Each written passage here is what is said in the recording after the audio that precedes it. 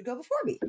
That's I have a true. 2 in Yeah, I was alertness. just I've just thinking been of okay with it defensive so far. magic. I was going through all the magical stuff, and I was like, oh, well, there's no way I can defend my family if I can't, like, be there, but I think it'll be No, okay. I mean, it's just that trade-off of, like, because I don't have all of the special skills stuff that Mhm. I need because I'm the closest thing to a pure human. You're I annoying. Sexy. I had to focus on just having the skills to basically be aware danger is around me. I So I love can it. get out of the way and leave y'all to take care of it. That makes so much sense. Well, hi, everybody. Welcome. Welcome to Live from the Apocalypse. If you've not joined us before, welcome. Again, we are a not-for-profit TTRPG studio. We make actual play content in the forms of streams and podcasts and other things like that to raise money for nonprofits and aid organizations and progressive causes, and just generally good shit. And we're currently raising money for the First Nations Development Institute, which is a fantastic nonprofit that seeks to restore economic independence to Indigenous communities across the United States of America that we find ourselves living in, for better or for worse, especially these days. But they're a fantastic cause. And so we just ask that if you like what you see here, you, instead of doing the normal Twitch garbage of subscribing or giving us bits and then giving half of it to the giant Amazon corporation, you could instead take the $5 or the $6 or whatever you can spare. There is no expectation, and give it directly to the First Nations Development Institute, because we just play games on the internet, but they will do very good and important things with it. So if you hit !donate in the chat, the bot will post the link. You can follow that link and donate. And if you do that, the McElroy brothers will interrupt whatever's going on and yell at us. Of course, we are sadly at the behest of the giant ominous smirk in the sky that is Jeffrey Bezos, which means that we cannot turn off the ability to subscribe if you would like to do so, especially if you have a Prime sub included in your Amazon Prime subscription that does not cost you any extra money. You can feel free to toss that our way if you want. It does go back to supporting the channel, but just be aware that if you subscribe, beloved Dimension 20 Dungeon Master Brendan Lee Mulligan will kill a dog. He will murder one dog for every month that you have been subscribed to this channel. We've assembled a task force, but early efforts have been unsuccessful. So we'll keep at it, but unfortunately, you'll have to make up your mind about whether or not you'll be able to sleep at night, and maybe you should just donate instead and save yourself the turmoil. So yeah, that's the things and the stuff. There are emotes and channel points and all that normal Twitch stuff, and this is Live from the Apocalypse, but more importantly, this is the Madigans. And this is the final episode of the Madigans. This is our 6th and final episode of an interim story. At some point in the near future, you'll see most of these lovely people playing our normal Sunday game, Veilbreakers, which they'll probably talk about us in a little bit in a second, once Andrew's back. But for now, we're going to close this story out. This story of family who have been estranged and have been brought together and are now on the cusp of something truly magical. So let's go around and do some introductions in order of age of our characters, which means some things are going to get switched up a little bit as were revealed last episode. But we'll be starting with Noctis Duskfell. Greetings, everyone. I am Joe Gates. I am a Philly actor, comedian, Rennie. Like I do a lot of things. If it means bringing a smile to your face, I'm probably doing it. And let me see. I play the eldest and the oldest of a pair of twins, Noctis Duskfell. He is a changeling. I'll give you an idea. He is pretty tall, dark, kind of like a red hair, like almost kind of like a coming off of the cusp of summer, kind of like a gold skin, eyes that are completely black, except for like a burning kind of harvest gold for his irises they brim with the intensity of a coming thunderstorm. He tries to be super responsible, and he is the de facto question mark because of her revelations, Lord of the Autumn Court, because it is basically nothing. But we're making a comeback, apparently. In a big So way. get We're excited. getting the band back together. Get the band back together and end the world. If I'm understanding that correctly. But yeah, if you want to follow me, at Comedy Showgates is pretty good on Instagram or Facebook.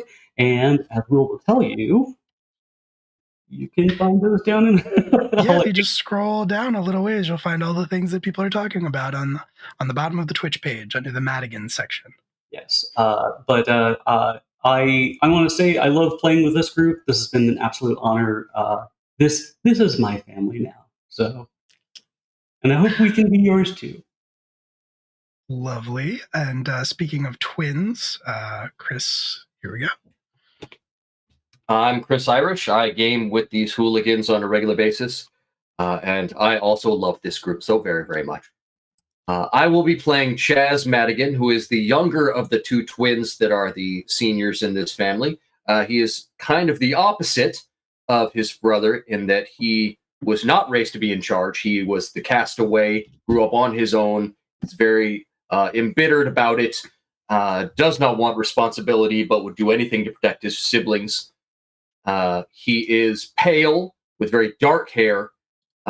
He is the kind of guy who believes that he blends into a crowd very well, but he is still a favorite. And he is hoping today that he can protect his family. There was some kind of revelation about things his mother did, but, I don't know how that's working. Yeah, I'm sure it won't come up. Something, yeah. Yeah. And as was revealed last time, next in the order of our siblings is Ravenna Wraith. Although I did forget to update your name card. I apologize. Yeah, I am Liz, and I will be playing Ravenna Madigan. Ravenna is a White Court emotions-based vampire who spent most of her life believing she was the result of blackmail, a blackmail in whatever tryst relationship to try and harm her father. And then it turns out, I guess dad loved mom. It's all very complicated. But she did get to move up in the rankings of age and spent some good time bonding with her other middle sibling. And they hate each other less. So mostly positives. And yeah, that's pretty much me. We can do other stuff at the end, I think. Yeah, we'll probably do other stuff at the end. I mean, what is the essence of family if not hating each other slightly less as you get older? Which means, Rouge, you're next. Yes. The formerly middle child, now slightly younger middle child of the Madigan clan. So Lexi was as her mother repeatedly loved to remind her, the only child born in wedlock of all of Madigan's children, and had a certain air of legitimacy that her mother insisted was for her and her alone. However, upon the revelations of the previous session, where she found out that her mom was actually the one who seduced her dad, I guess, away from the person he actually loved, Ravenna's mother. I don't know. There's a lot missing in that flashback. Yeah. So, but it turns out that everything's crazy. Ravenna's mom was not a home wrecker. My mom is a home wrecker. And we're fine. We're doing fine. It's totally fine that it turns out that not only was I a major disappointment to my parents because I did not turn out to have their wizarding abilities, but also they never once loved each other and their entire marriage was a farce. This is totally fine. Lexi is handling it great. What a bummer, honestly. And last but certainly not least, the baby of the family. Hi, I'm Victoria. I'm playing Leah Madigan. Me, more or less, has remained the same. Leah was not originally very embraced by Dad, but turned out to have wizarding abilities, and that, smoothed that relationship right on over. In that now they had one. She previously believed that her mother had been a practitioner of magic, but not a full wizard, and had done a job with their dad and had met with unfortunate circumstances that rendered her, just a little scrambled in the brain pan. And it turns out that might not exactly have been what happened. And the previously being uncomfortable with dad's involvement in not giving a bunch of crap about the state of her mother is now he might have caused what happened to her mother. And that's a fun new twist to the knife. Also, she might have been his apprentice, and oh hey, the secret that might save us all might be somewhere locked in her brain, and that's what we're doing right now. Leah's a full of ray of sunshine though, and she's got neon hair and is in still the same outfit she wore to her father's funeral, I think, because I think we're all in the same outfits more or less. We wore, except possibly Noctis because he went on a date in there. This is the longest night of our lives. Yes. Leah's got warm eyes. She's generally optimistic. That might have been shattered. We'll see how that goes. She made cookie dough earlier. That was important. Yes, that's where we are. Hello. Nice to play with you all. I am just now realizing that everything in game has been in the course of one evening. Not even. We went to sleep and then immediately got woken up and went back to doing we have been doing this for not even 24 hours. Yes. Mm-hmm. And every time we've been take a minute. Nope, not actually. Not really taking a minute.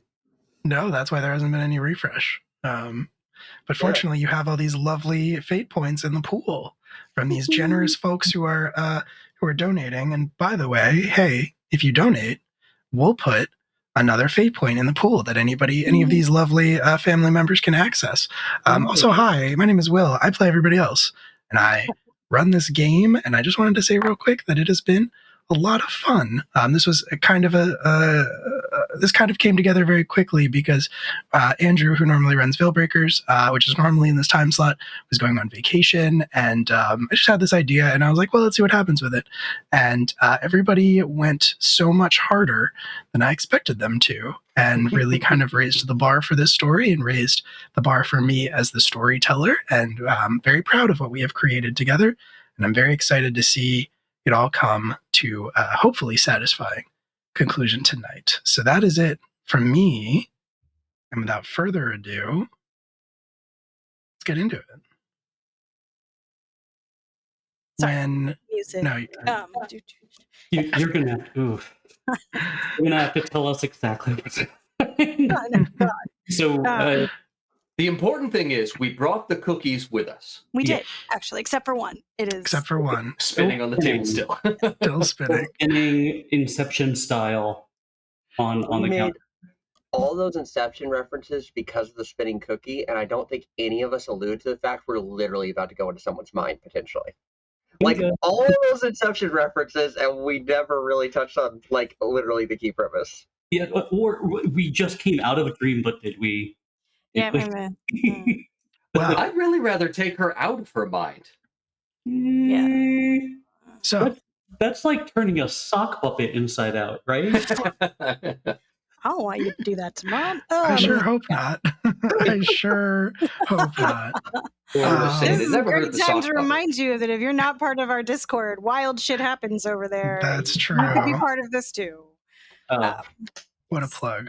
No, that's the donate. There we go. Yeah. So we have Veers, spring court outside. So, yes. I'll set the scene. We did have kind of a lovely recap from everybody introducing their characters, more or less, but I think where tonight we are going to begin our story is on the street outside of the home of where my notes are, which is here, the street outside the home of Emilia Xenakis. Yes. And it is, as it so often is in these stories, a dark and stormy night. The street itself is cast into shadows It is late. It is dark, but there are street lamps, of course. Very old. This part of town, everything is kind of on the older side. These lamps are sort of like converted gas lights. They've had electricity run through them, bulbs installed, of course, but as it rains, as the rain falls and starts to fill up all of the gutters and the ditches and the divots on this street, finding the cracks in the cobblestones and the spots in the road where potholes have been created and haven't quite been filled in yet. So it starts to run down gutters that are clogged with autumn leaves.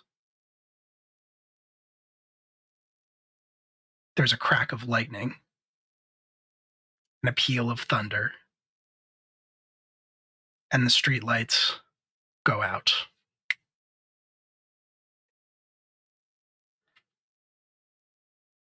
From the sky overhead, there's a low, rumbling tone, and suddenly, a lightning bolt lances down into the middle of the street outside of the home. It leaves behind a figure in its wake, and then several more bolts follow. And a few just more. fucking grip it and rip it, baby. Slop that down, dude. Shit, yeah, dude. Crack one for the big boy. Hey, thanks, Evie, for the donation. I'll put one in the pool. Yay. Sure you won't need it. It'll be totally fine. These bolts, as they strike the ground, they resolve into figures of different sizes, of different shapes. But all of them... Yeah, just fucking grip it and rip it, baby. Slop that down, dude. Shit, yeah, dude. Crack one for the big boy. Thank you for your donation, Noctis Duskfell. Let's hear it for the dark and stormy nights. Not to be confused with the Knever winter nights. Yes. Very different. Very, very different. Very different. As another peal of lightning, thunder peals, as another bolt of lightning sort of lights up the sky, lights up the street, a figure steps forward out of the assemblage. He has very predictable sort of fey beauty, inhumanly sharp and perfectly symmetrical features, sort of delicately pointed long ears, long flowing hair. He wears chainmail that is a sort of a silvery material, and over that is belted a tabard of a light bluish turquoise kind of color, which bears the symbol of the Spring Court. And Lord Veers cups one hand around his mouth and calls up to the only window in the house that is lit and says, "Ho there, Autumn Lord. You found something.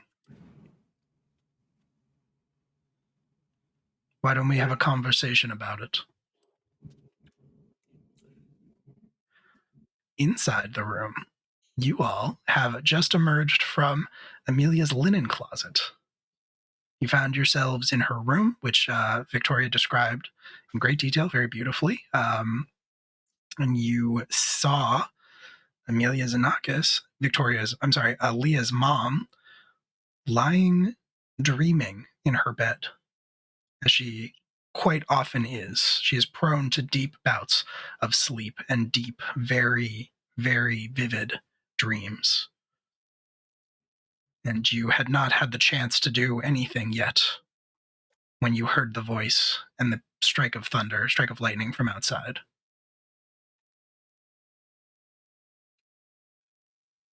What would you like to do? Noctis hasn't even had a moment to recompose himself. I feel that Noctis, as relaxed and warm as he often wants to be, the pressure that he's felt since being a young boy is there's a constant reapplication of composure. So like he hasn't even had a second to put on that extra composure sweater. And he just like his eyes darken, roll, and then look at everybody else. But maybe lingering, his eyes linger a little bit more on Chaz, his brother, who's like, I will not respond to him right now. That is the Fey Lord of the Spring Court, Lord Veers. I am not convinced he is of a mantle of spring. I don't know if he's my equivalent or not. But we did make, brother, you and I, specific promises not to hurt him, so that he and his would not hurt us and ours. So I'm not sure how to deal with this. Aside from, Tell him it's a bad time. Come back later. I could always attempt that. You still have that bottle of lightning, though, that would summon him. Yes. I have the bottle of lightning that we could call him. Did he say we could ask a favor, or that he would owe us a favor, or just to call him? A favor. Well, yes, and yes, and he did. I'm sorry, the group is in agreement that that's what happened. So yes, anded. It's fine. Yes, and you can request a favor. He did not state that it would be a favor without payment. He did say that if you opened the bottle, he would appear at your side. Yeah. Which is still helpful because then he doesn't stay where he is, potentially. That is true. Anyone who wants to can make a lore check. Sure. I'm decent at those.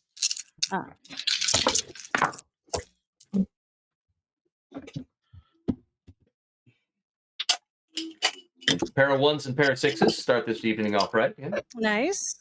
I got a negative and a positive, so that would be a 2 for me. 1, 2, 3. 3. Okay, cool. Oh, this is a -3, just to be clear. Oh, it's a negative Coming 3. in Okay, real cool. strong with the Fey lore for All right, a mine was a positive 3. Okay, good to know. Got a whole bunch of neutral, but I already have 3, so yeah. Okay. Anyone who got 1 or higher would be aware that, at least in theory, Veers and the rest of the Spring Court outside would not be able to enter this home because of a threshold. Yeah. Sweet. They are full Fey. So if you were to open the bottle inside and summon him to your side, you would probably sort of inadvertently be bringing him past the threshold. Yes. I didn't necessarily mean that we were going to bring him inside, just somewhere where he's not. We were going to leave this location and go to a second location. A secondary location. Yeah, or if we chose to meet them outside, it still means that we could say, move him into an area we wanted him. Was more of what I was. Yes. Yeah, that is true. That is all very true. So you have a couple different obstacles facing you currently. There is obviously the assembled group outside. If they are all full Fey, they will not be able to come into the house to get you. At least not without sacrificing the vast majority of their power. The other thing that faces you is that you came here because you needed to speak to Amelia, and you were able to determine that her most lucid state is in fact when she is dreaming. Yeah. Like she is right now. Like she is right now. So you have a few options. You have a few obstacles basically to attend to. Noctis, obviously it's not a big deal for you to enter somebody else's dreams. That's well within your purview. You might even be able to bring people with you. I don't know that you've attempted that before. Likely not. He's been busy trying to rebuild a court that has resisted his every effort. So except for apparently now. So I don't think he has. I think he has gone himself because actually I think that's one of the histories that my ever charming sister Ravenna and I have together. I think I may have gifted you a dream or something in the past. which helped with the transformation of yours.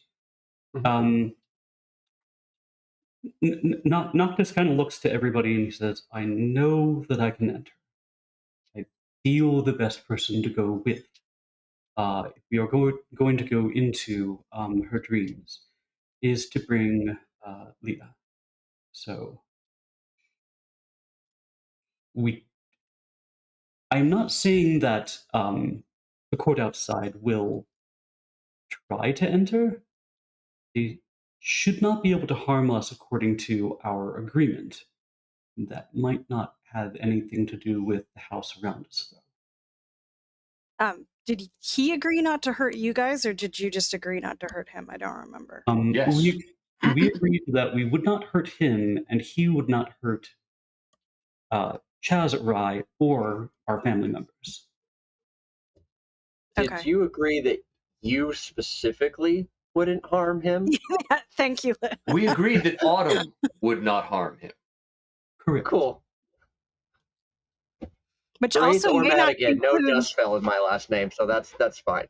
Well, and that may not include Chaz completely? You are still a prince. Yeah, I think I myself would be a little too dark in the gray area there on that one. Okay. The three of you should be safe. I will say with a 3, you got a 3 on your lore roll, Leah. So I will say with that roll, Chaz likely, unless Chaz swore on his power, he would likely not be bound by this pact. I have not sworn to Autumn. Yeah, certainly not the way that a full Fae would be bound to a pact that they promised. Okay. I also am... Oh, go ahead.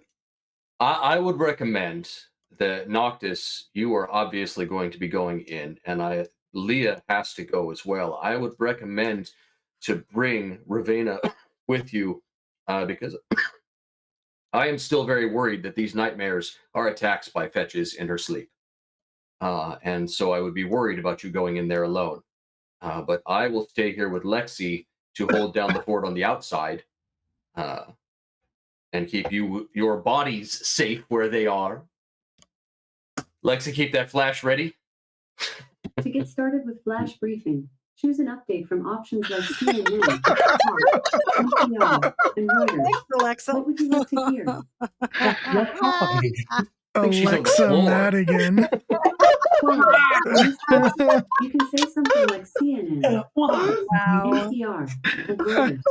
Which would you like? Is she still going on? It's the mysterious 6th sibling. I was waiting for that to happen. I was like, probably nobody has it. Mine is not set to answer to that name. Having lived with an Alex and one of those, we had to change that answer to, because you could do like computer in like the Star Trek style. It created its own problem anytime you said the word computer, but it's way less of a problem than when you live with someone named Alex and you're constantly around one of those. Oh man, that's so good. I can't believe it took us to the 6th episode. Honestly. Amazing and incredible. Okay. Perfect. So we have, so it sounds like what we're talking about right now is Leah, Ravenna, and Noctis going into the dream, into Amelia's dream, with Lexi and Chaz staying behind to defend the house. Yes. Now, would it be considered a breach of protocol not to respond to Spring? Would that be considered rude? Not to at least be like, family matter, please come back in later. Well, you are probably not operating on courtly protocol rules at this point.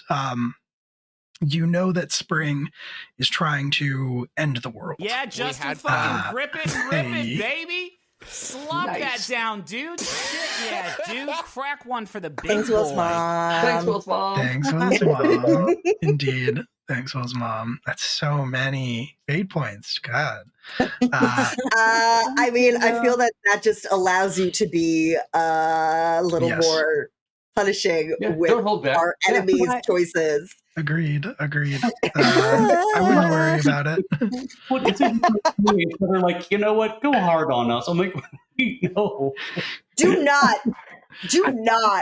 Chris did that to Andy, and I have died repeatedly because of that. But those combats were so much fun. Of Yeah, course, I'm sure it'll what be LFTA game is complete without me dying at least Without once? Andy killing Least Rouge once. and bringing her back. Yes. Will also has killed me and brought me back, so it's did not do just that. an Andy thing; it's an LFTA thing. Apparently, I did do that. I certainly did do that, and I'll do it again. So, Oh no! good heavens! So I you am the would be Kenny of the LFTA channel. So you would be aware that this is probably not a courtly matter at this point. You are pretty aware that they are just here to maybe kill you. At the very least, you know that they want Amelia and they want the information that is in Amelia's head. Just pretend we're not here. So what I wanted to do, actually, before you brought that up, I'm glad we're on the same page. Noctis wanted to quickly.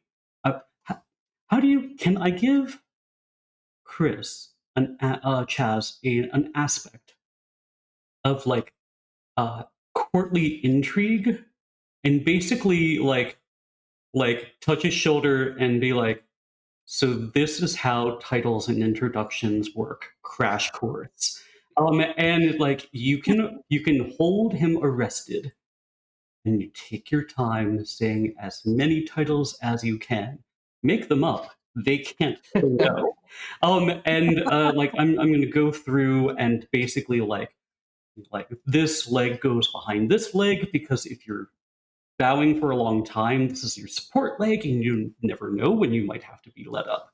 And essentially give him like a stalling technique. Yeah, I love that idea. Let's see how good it is. Roll lore. Roll lore? Yeah, I think that would be a lore roll, since you're talking about you're basically magically sort of imparting this this sort of knowledge of courts. Yes. No way I can. It's like, what do you mean I use my leg when I'm bowing? Isn't that from the waist? That's Yeah. What were you thinking?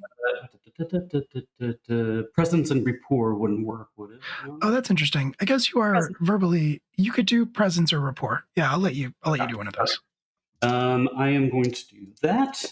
I am going to burn. Should I burn a point to give you an extra 2? Well, what'd you roll? I can do it after, right? I can do it after I roll. Yeah, additional shifts when you're giving somebody a. So you only really need to hit a 3. That's the target number. Anything beyond that adds time. So the longer the aspect will last, basically. Okay. So that is presence plus 2 is 6. 6. Okay, 6 is plenty. You probably don't need to spend anything. That is like 3 additional exchanges with that aspect, so you should be good to go, probably. Cool. And you can tap that if you need to give yourself a +2 to things relating to courtly politics. Very nice. All right. I got it. Fantastic. Sisters, are you ready to go dream walking?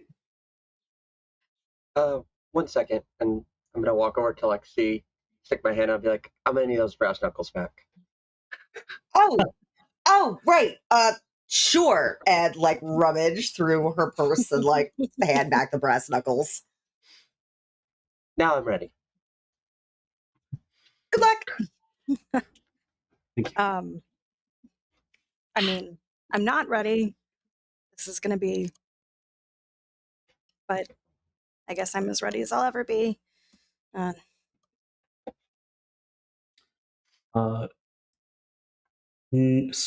I can. So you I need those for like Walker. Veers, right? You need those for. Oh, what's up? She's talking to Ravenna. I mean, any menacing fae? It seems like you brought a lot.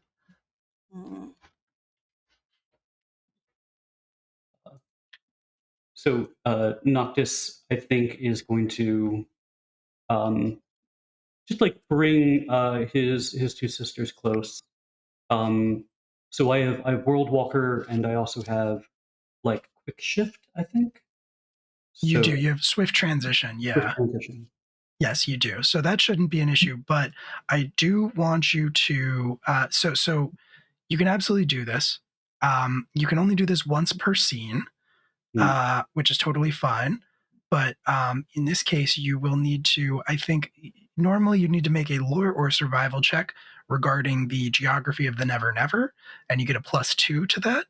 In this case, you are not entering the Never Never. You are entering a human dreamscape, which means I do still want you to make a lore or survival roll, but you will not get a +2 to it. There's no way to anticipate what you're going into. Good. Okay. Okay, not terrible. That would be a 4 total.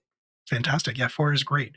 So the 3 of you are going to enter Amelia's dreams. Joe, what do you think it looks like when Noctis enters the dreamscape and takes people with him? I don't know, but I would. I'll throw some stuff out there, and if anybody wants to throw some extra flavor text in there, by all means. I have one thought that it would probably involve your lantern. Yes, I can go get it, but it's. I mean, you don't have to get the physical one. Right over there. So yes. So he brings out the dream lantern. He calls it Jack, and it is a like iron wrought lantern. You could smack somebody and probably do quite a bit of damage. And it is orange glass with scroll work and like ravens kind of perched throughout the scroll work, the ironwork. And it's always just kind of lit, like eerily, like a jack o' lantern, kind of like flipping.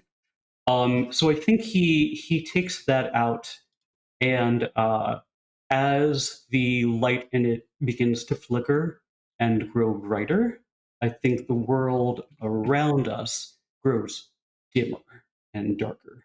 So like luminescence versus like the darkness kind of enclosing around us. Yeah, and he might kind of speak some words occasionally. You hear him like just whispering to Jack and saying the name. Amazing. And I think for Lexi and Chaz, as you're watching this happen, it's a little bit eerie. You're seeing this sort of light surrounding them, and then there's sort of it's one of those things like like when somebody's video freezes and then just moves really quick to catch up. Like they're there 1 second, and then there's like a fuzz and they're gone, and then back again, and then fuzz and they're gone, and eventually there's one more of that sort of fuzz and then gone again, and they're not standing there any longer. You're in the room, just the two of you. And I think from outside, you would hear Veers call out again and say, I know you think you're safe in there, but you're not. If you don't come out, we'll come in.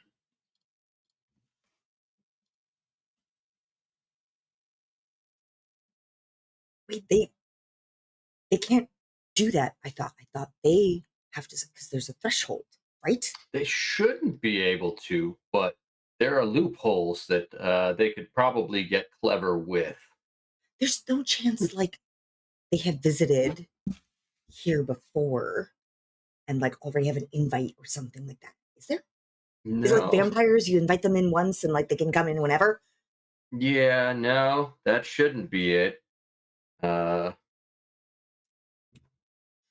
Hopefully they want whatever is in her head alive.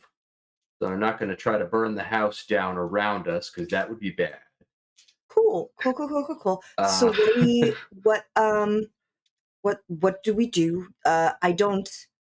You and Noctis are the only like Fae I interact with, and you're not very Fae, so I don't know how this works. Yeah. We need to stall them until we're done. Okay. And I think step one of stall them is ignore them until they get to the point that they are demanding interaction. And then we start with the stalling. Let them come to the door. Let them get closer. Sure, I guess. Okay. We're going to cut away and into the dream, into Amelia's dreams.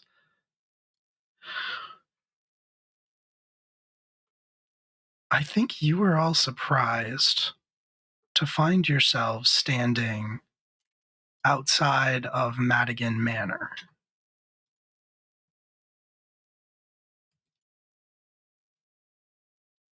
But it's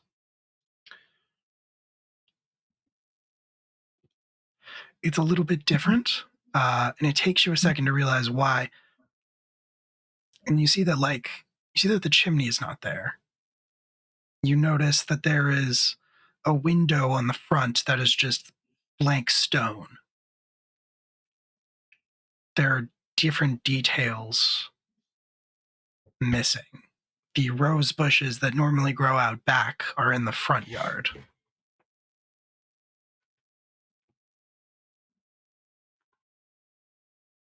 It's just not quite right. Could this be her misremembering, perhaps? It's been a while since she has been there. I mean, she was there earlier today, if you...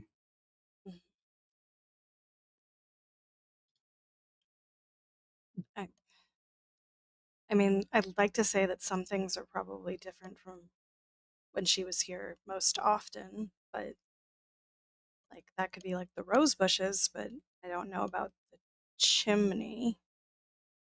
I mean, I would imagine dreams are up to interpretation, right? I don't think we can probably expect a perfect recreation of anything.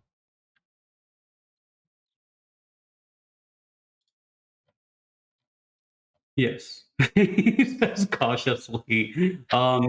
He says, like, I could give you any number of warnings about dreams. Can I give them any number of warnings about dreams? Yeah, what do you want to warn them about? The things that are helpful and the things that are dangerous, but more so the things that are dangerous. Sure. Let's call that a lore roll. Okay, and World Walker does not. Not in this case. World Walker doesn't normally deal with dreams. God. Oh, okay. Well, it's just an even 2, so I canceled myself out. An even 2 is not bad at all. Even 2 is very good. Dreams are often nonsensical in their appearance, and they can be interpreted. Usually, their true meaning can be found, but it can be difficult, especially if you lack a clear and practiced understanding of the human psyche. Things that you would know that you are safe from harm here. Okay. Nothing that looks like it could hurt you will hurt you. However, it is very easy for you to do harm. Got it. And I think the other thing you would be aware of is that a very effective way to like see through dreams or interpret them is by using the sight. Got it. Noctis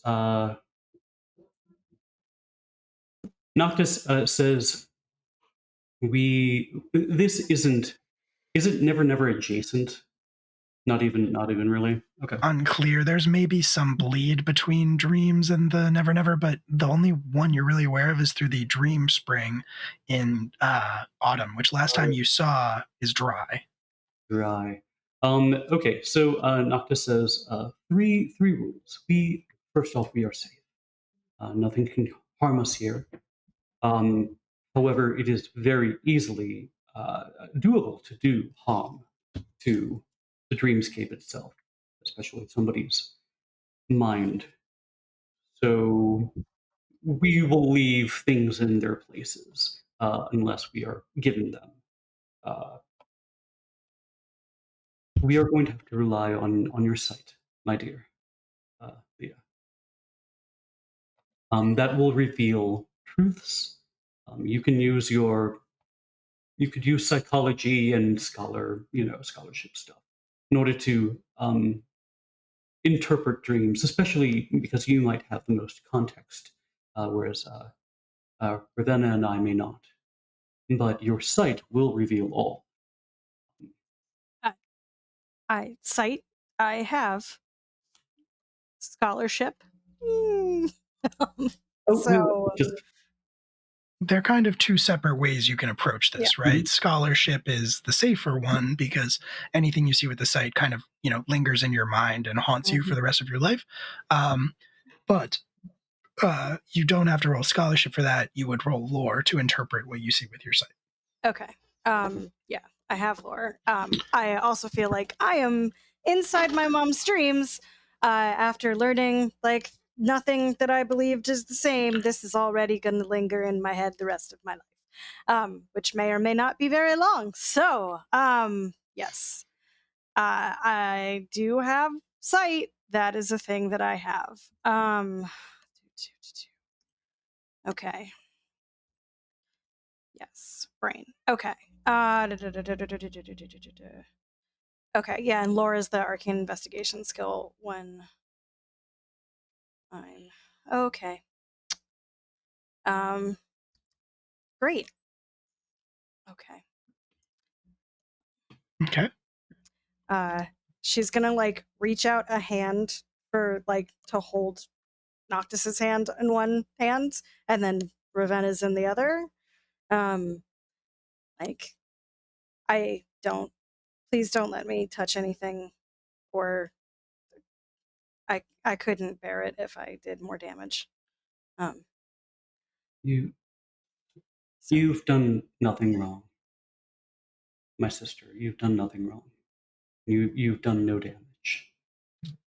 But I hear what you're saying, and he like looks at Ravenna, kind of understanding. Like we will make sure your mother stays safe.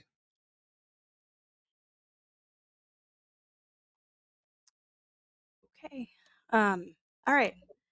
So I know I use lore for what I see, and I know that the instructions for this are on 223. So give me a second. They're lengthy. Yeah, I wouldn't worry about it too much. Okay. Leah like is going to like close her eyes and bow her head for a second, and you're gonna see like as she's preparing to like open her third eye with her normal eyes, that she like kind of like, sets her jaw, like, plants her feet like perfectly under her hips, and like, the like centering set of rituals for her, and she'll like smash her eyes tight for a second.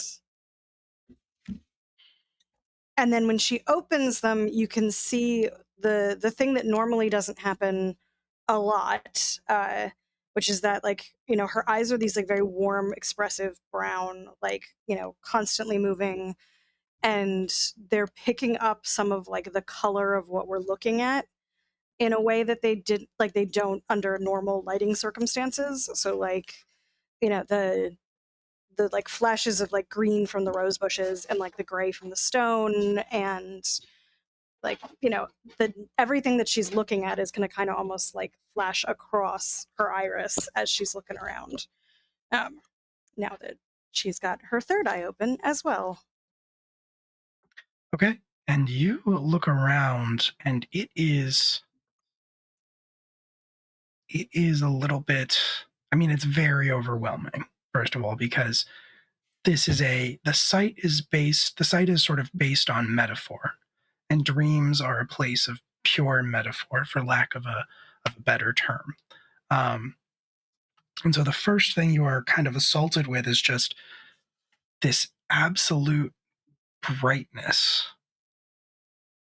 And then your vision sort of resolves itself, and you're looking at the same thing. You're looking at the street that your father's house is on. You're looking up at your father's house, but it's sort of photo negative now. You can sort of recognize what is dream here, which is everything, essentially. Are you going to keep your sight open as you move? Okay. And like she'll like squeeze both of your hands. Be like, I don't know how long I can do this for, but I guess we go forward. We go in. Yes. Seems to be where we need to be.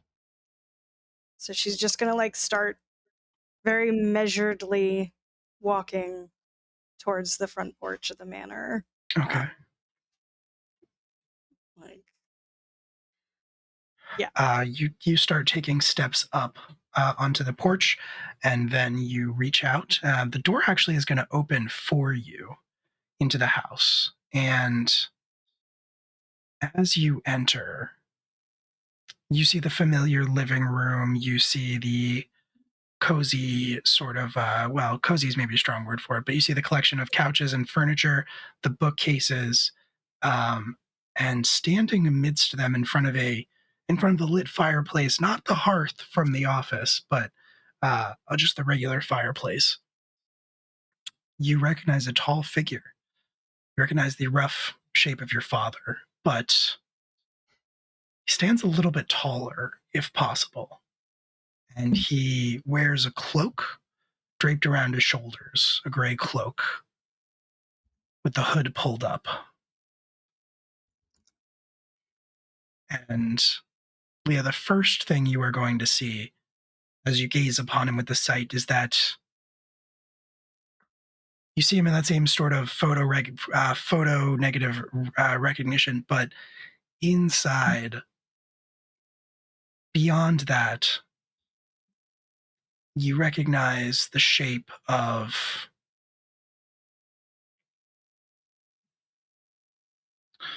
the shape of a star, a 5-pointed star,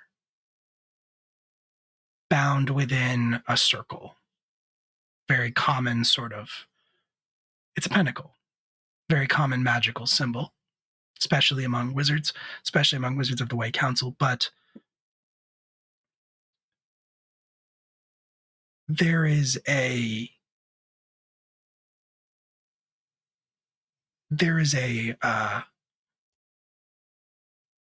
heart at each of the points.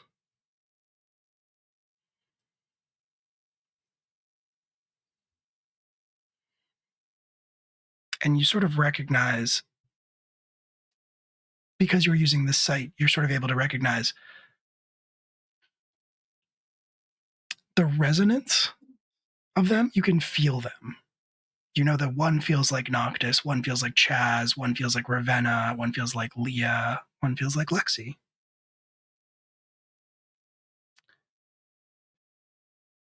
What would you like to do?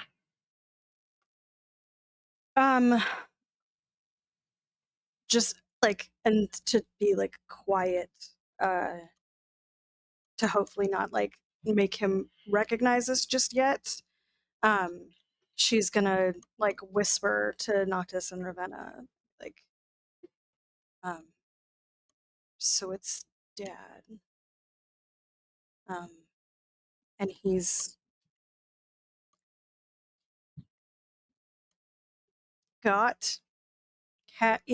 has a pentacle of protection with each of us in it. I don't know how to describe. It's a little half feeling, half seeing. And she's gonna like, so with like lore, can she like open up a little bit to like the emotion of like is Amelia seeing him and is totally in love Yes. with like the things that Roll lore. This is going to be a very difficult thing just because there's so much around you. Yeah. This is going to be an epic lore good. check. Okay. Well, maybe You will need All a right. +7. Can I? How does aid technically another plus. work here? So you would aid another by generally like creating an aspect or something that you could then give the tag of to Leah. But you don't have to do that ahead of time. We can wait and see what Leah gets. Yeah. So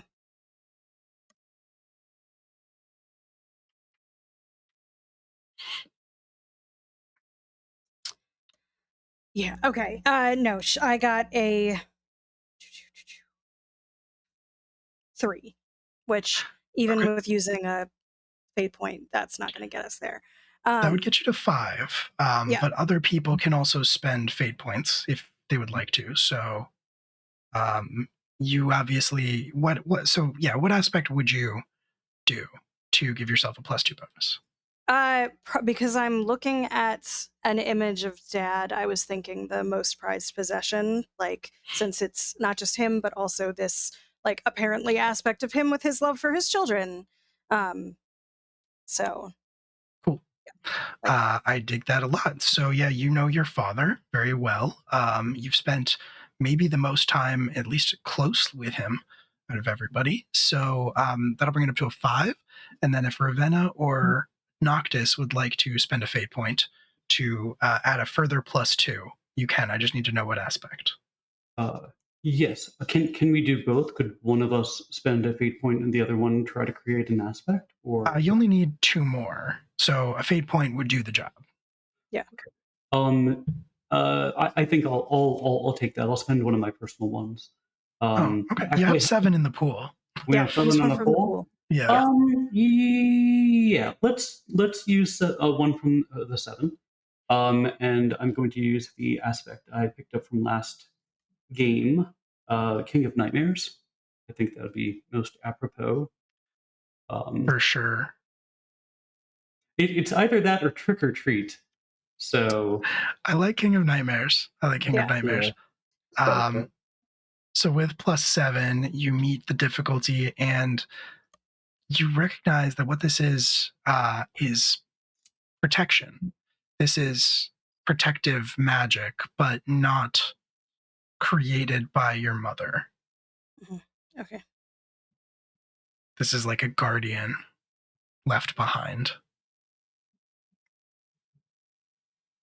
But it's a guardian specifically with us, not for her. Kind of unclear. You think that actually the pentacle with the hearts that feel like each of you has more to do with a power source than a purpose. You're pretty confident that it is left here to protect Amelia from anybody trying to do what you are doing, but you get the sense that it is, powered by your father's love for each of you.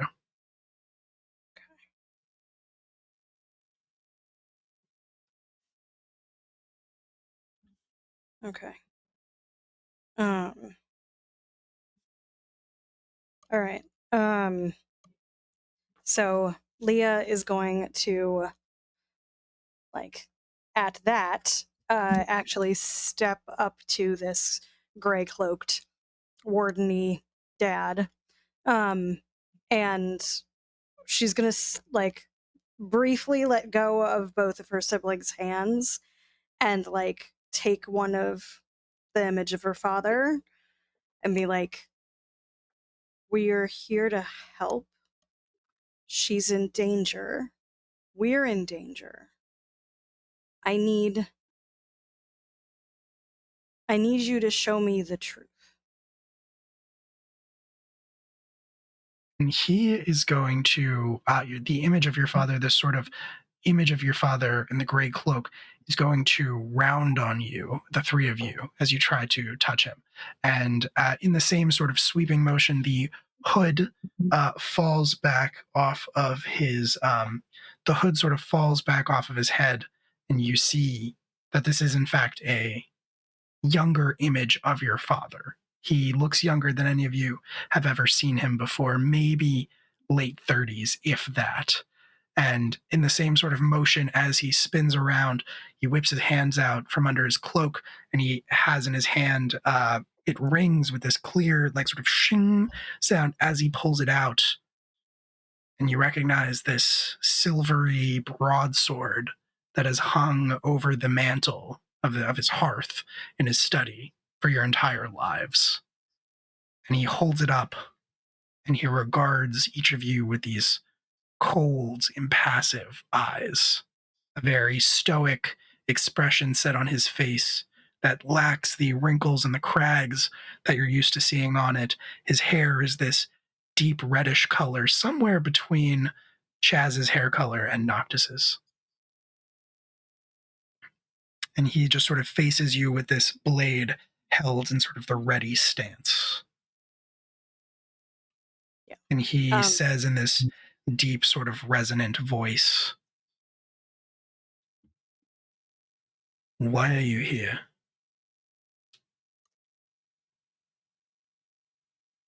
Leah's gonna do a little recalibrate her eyes because of the aura coming off of that sword. I imagine is pretty painful to look even kind of directly at, but she's not going to turn askance because that's going to be a bad idea. Ooh. We're here to protect my mom and your children by learning what Vespers is.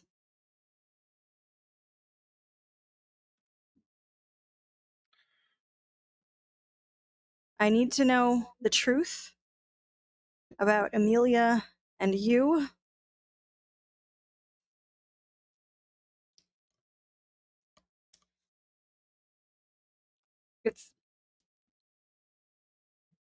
It's orally, Dad.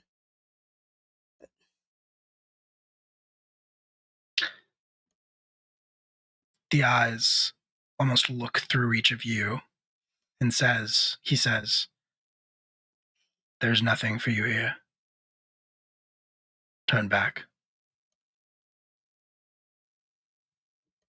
Noctis kind of looks to Ravenna and says, "Do you think it's thinking? Do you think this is just a device? Leah, do you think this is simply, essentially a placed object?"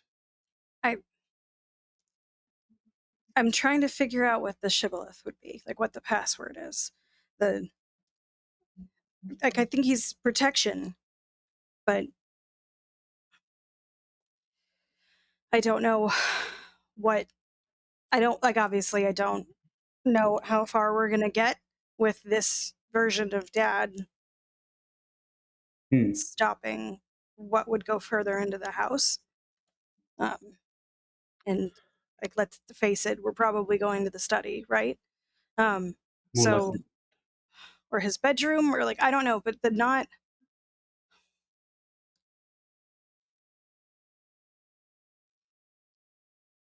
So no, I don't think it's thinking necessarily, but I think there's a pass.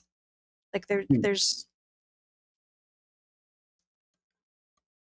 I was hoping it would be my name or Amelia's name or our names, maybe.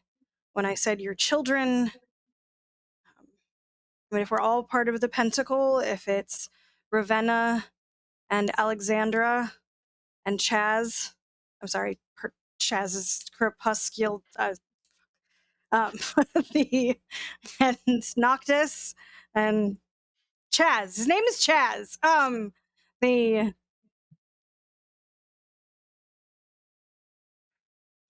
I see what you mean. He glances at the thing. Is it a dream? Can I recognize it as a dream, or is this? It is a like, dream. I'll give you that for free. You can recognize that this is a dream, but this is a sort of programmed dream. It is a dream that has been given power. Mhm. You're not sure the normal rules of nothing in here can hurt you apply. He relays that. He's like, this is simply a dream thing, but it looks empowered. It could hurt us. But it's like a routine program in one of your electric computers. Yeah. As if growing wary with the fact that you're still standing there, your father will speak again and will say, "For what purpose are you here?"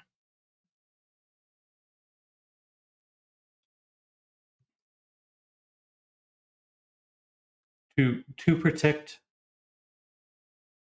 Amelia from Cymbeline. And your children.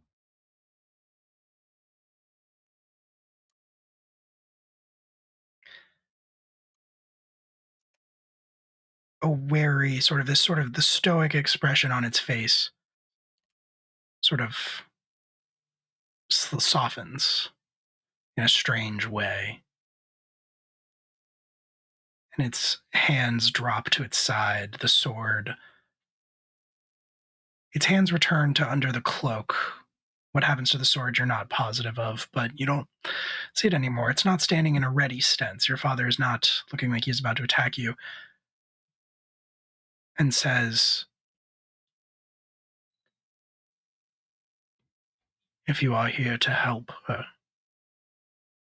then you may enter." And will step to the side of the fireplace that he has been standing in front of. Okay. Leah's gonna like start to say something and then like stop herself and like kind of do the like thank you. And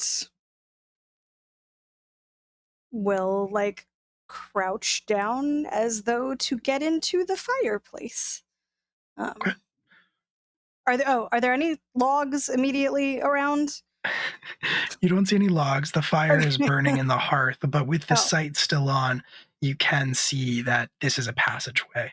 Yeah. You can see that Okay. it leads to somewhere, and the fire will not hurt you. Yeah, it's dream fire. Yeah, okay. Yeah. Yeah. So, okay. This way. By this point, Leah, your head is pounding. Yeah. With the strain of keeping the sight open and taking all of this in. I'm gonna get in. Like, we have to go through here. But as soon as I get inside, I'm turning this off. Because I can't. Like that sword. I've still got spots in my. Yes. So, yeah. And she's gonna like crouch down and like basically like squat walk through the fire. And like shut her eyes real hard as soon as she's on like the other side of the like burning stuff. Cool. Yeah. As you reach the other side and you close your eyes to close the sight, it all comes rushing. Everything that you've seen, everything that you've taken in, it comes rushing at you twice as hard. As you close the sight, you are going to have to contend with everything that you have perceived, which means that I'm going to make an attack roll, and the rating is going to be the difficulty that you had to overcome. Okay. And you're going to make a discipline roll to defend against that. Okay. All right. It's fine. Can we help? I don't think in this case you can. Just like a nice pat on the shoulder, or there. I have some discipline. Okay. All right. I have a little bit of defensive control bonus also, but not a lot. This is not magic, so that would not apply. Okay, so it doesn't matter. All right, never mind. It's gonna be fun, guys. All right. Thanks, Mom. Burned out my brain. Thank you. Okay, well, that's not as bad as it could have been. That is a 3. Okay. Yeah. You are going to take 6 mental stress. Yeah. Okay. Yeah. Yep. That sounds right. Okay. So as you get to the other side, Leah, as you emerge from this, vertigo hits you like a truck, and you are not sure which way is up or down or anything in this dream. Ravenna or Noctis, whoever goes through next, it doesn't really matter. You both get through to the other side. You see Leah kind of just like crouched there, unsteady. I think you'd see that her nose is bleeding pretty heavily.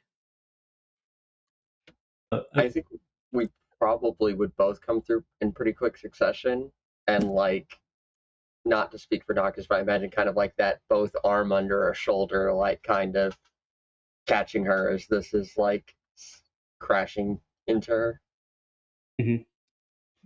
Noctis looks at Ravenna and he's like, psychic stuff, is it? That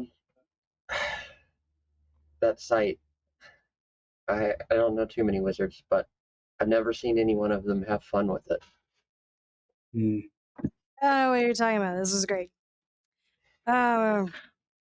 Dear, you're drooling. Yeah. Like a little like orange napkin kind of appears. And there's in like your hand. 6 of you when I actually open my eyes, but it like people definitely pay for this kind of experience, right? Ugh. Okay. I mean, yes, but the 3 of you are in the other side of this passageway. You have made it successfully through. You look around. We're going to cut back to the real world. To Lexi and Chaz. Not much time has passed, but at least like probably 10, 15 minutes have. And you have not heard a peep from the assembled masses outside. Have either of you like been looking out the window, or are you trying to stay away? Yeah, I've been trying to peek. How many masses are we talking here? You see roughly about 7 or 8 shapes, but Okay. one of them is much bigger than the others. Okay. And it's not Veers. It's not Veers, no. Be a Okay. No. Have they're they not- moved at all? Are they coming towards the house? They do not appear to be moving. I mean, they're moving. They're not like standing perfectly still. They're sort of milling about outside, sort of threateningly, in that way that like animals can pace back and forth. But you don't see them making a move of aggression towards the house at all. Okay. All right. Lexi, Yeah. if I was to ask you to make an illusion of 7 or 8, what do we have in Autumn Court? Ogres, probably, if we needed people. Geez, I could try, but I don't know. Mom and Dad always said that my illusions were worthless because, like, you can absolutely see through them with the sight. They're not like Fey level illusions. That's fine. These things shouldn't have the sight. Let's you know what? Let's not pay attention to what Dad might have said, because he wasn't the best judge a lot of the time. Let's see what we could do. Just for some creatures that are hanging out inside the house, some ogres drinking tea. You know, they're waiting for a meeting to be over. Oh, okay. Do you at least have like a picture or something that I can? What do autumn ogres look like? I think you would actually know that autumn ogres kind of look like Ents. Interestingly enough, sort of these like kind of hulking tree people. It's kind of the equivalent. Okay. maybe I can sort of make it so it looks almost like they're milling around in like the backyard, and, like little glimpses around the side and the back of the house. Okay. Let me try this. Okay, and she's gonna try to do just that. So here's the thing: you can do that, but you will need line of sight. And you are the room that you are in faces the front street. If you want to make something appear in the backyard, you'll have to go to the back of the house to one of the other rooms. I mean, I feel like that's fine. I will do that. Well, we want them to be on this side of the threshold still. We don't want them to actually be able to engage. I Is the feel like backyard it would still be inside kind the of threshold? weird, though, to have them inside the house if they're supposed to be like tents.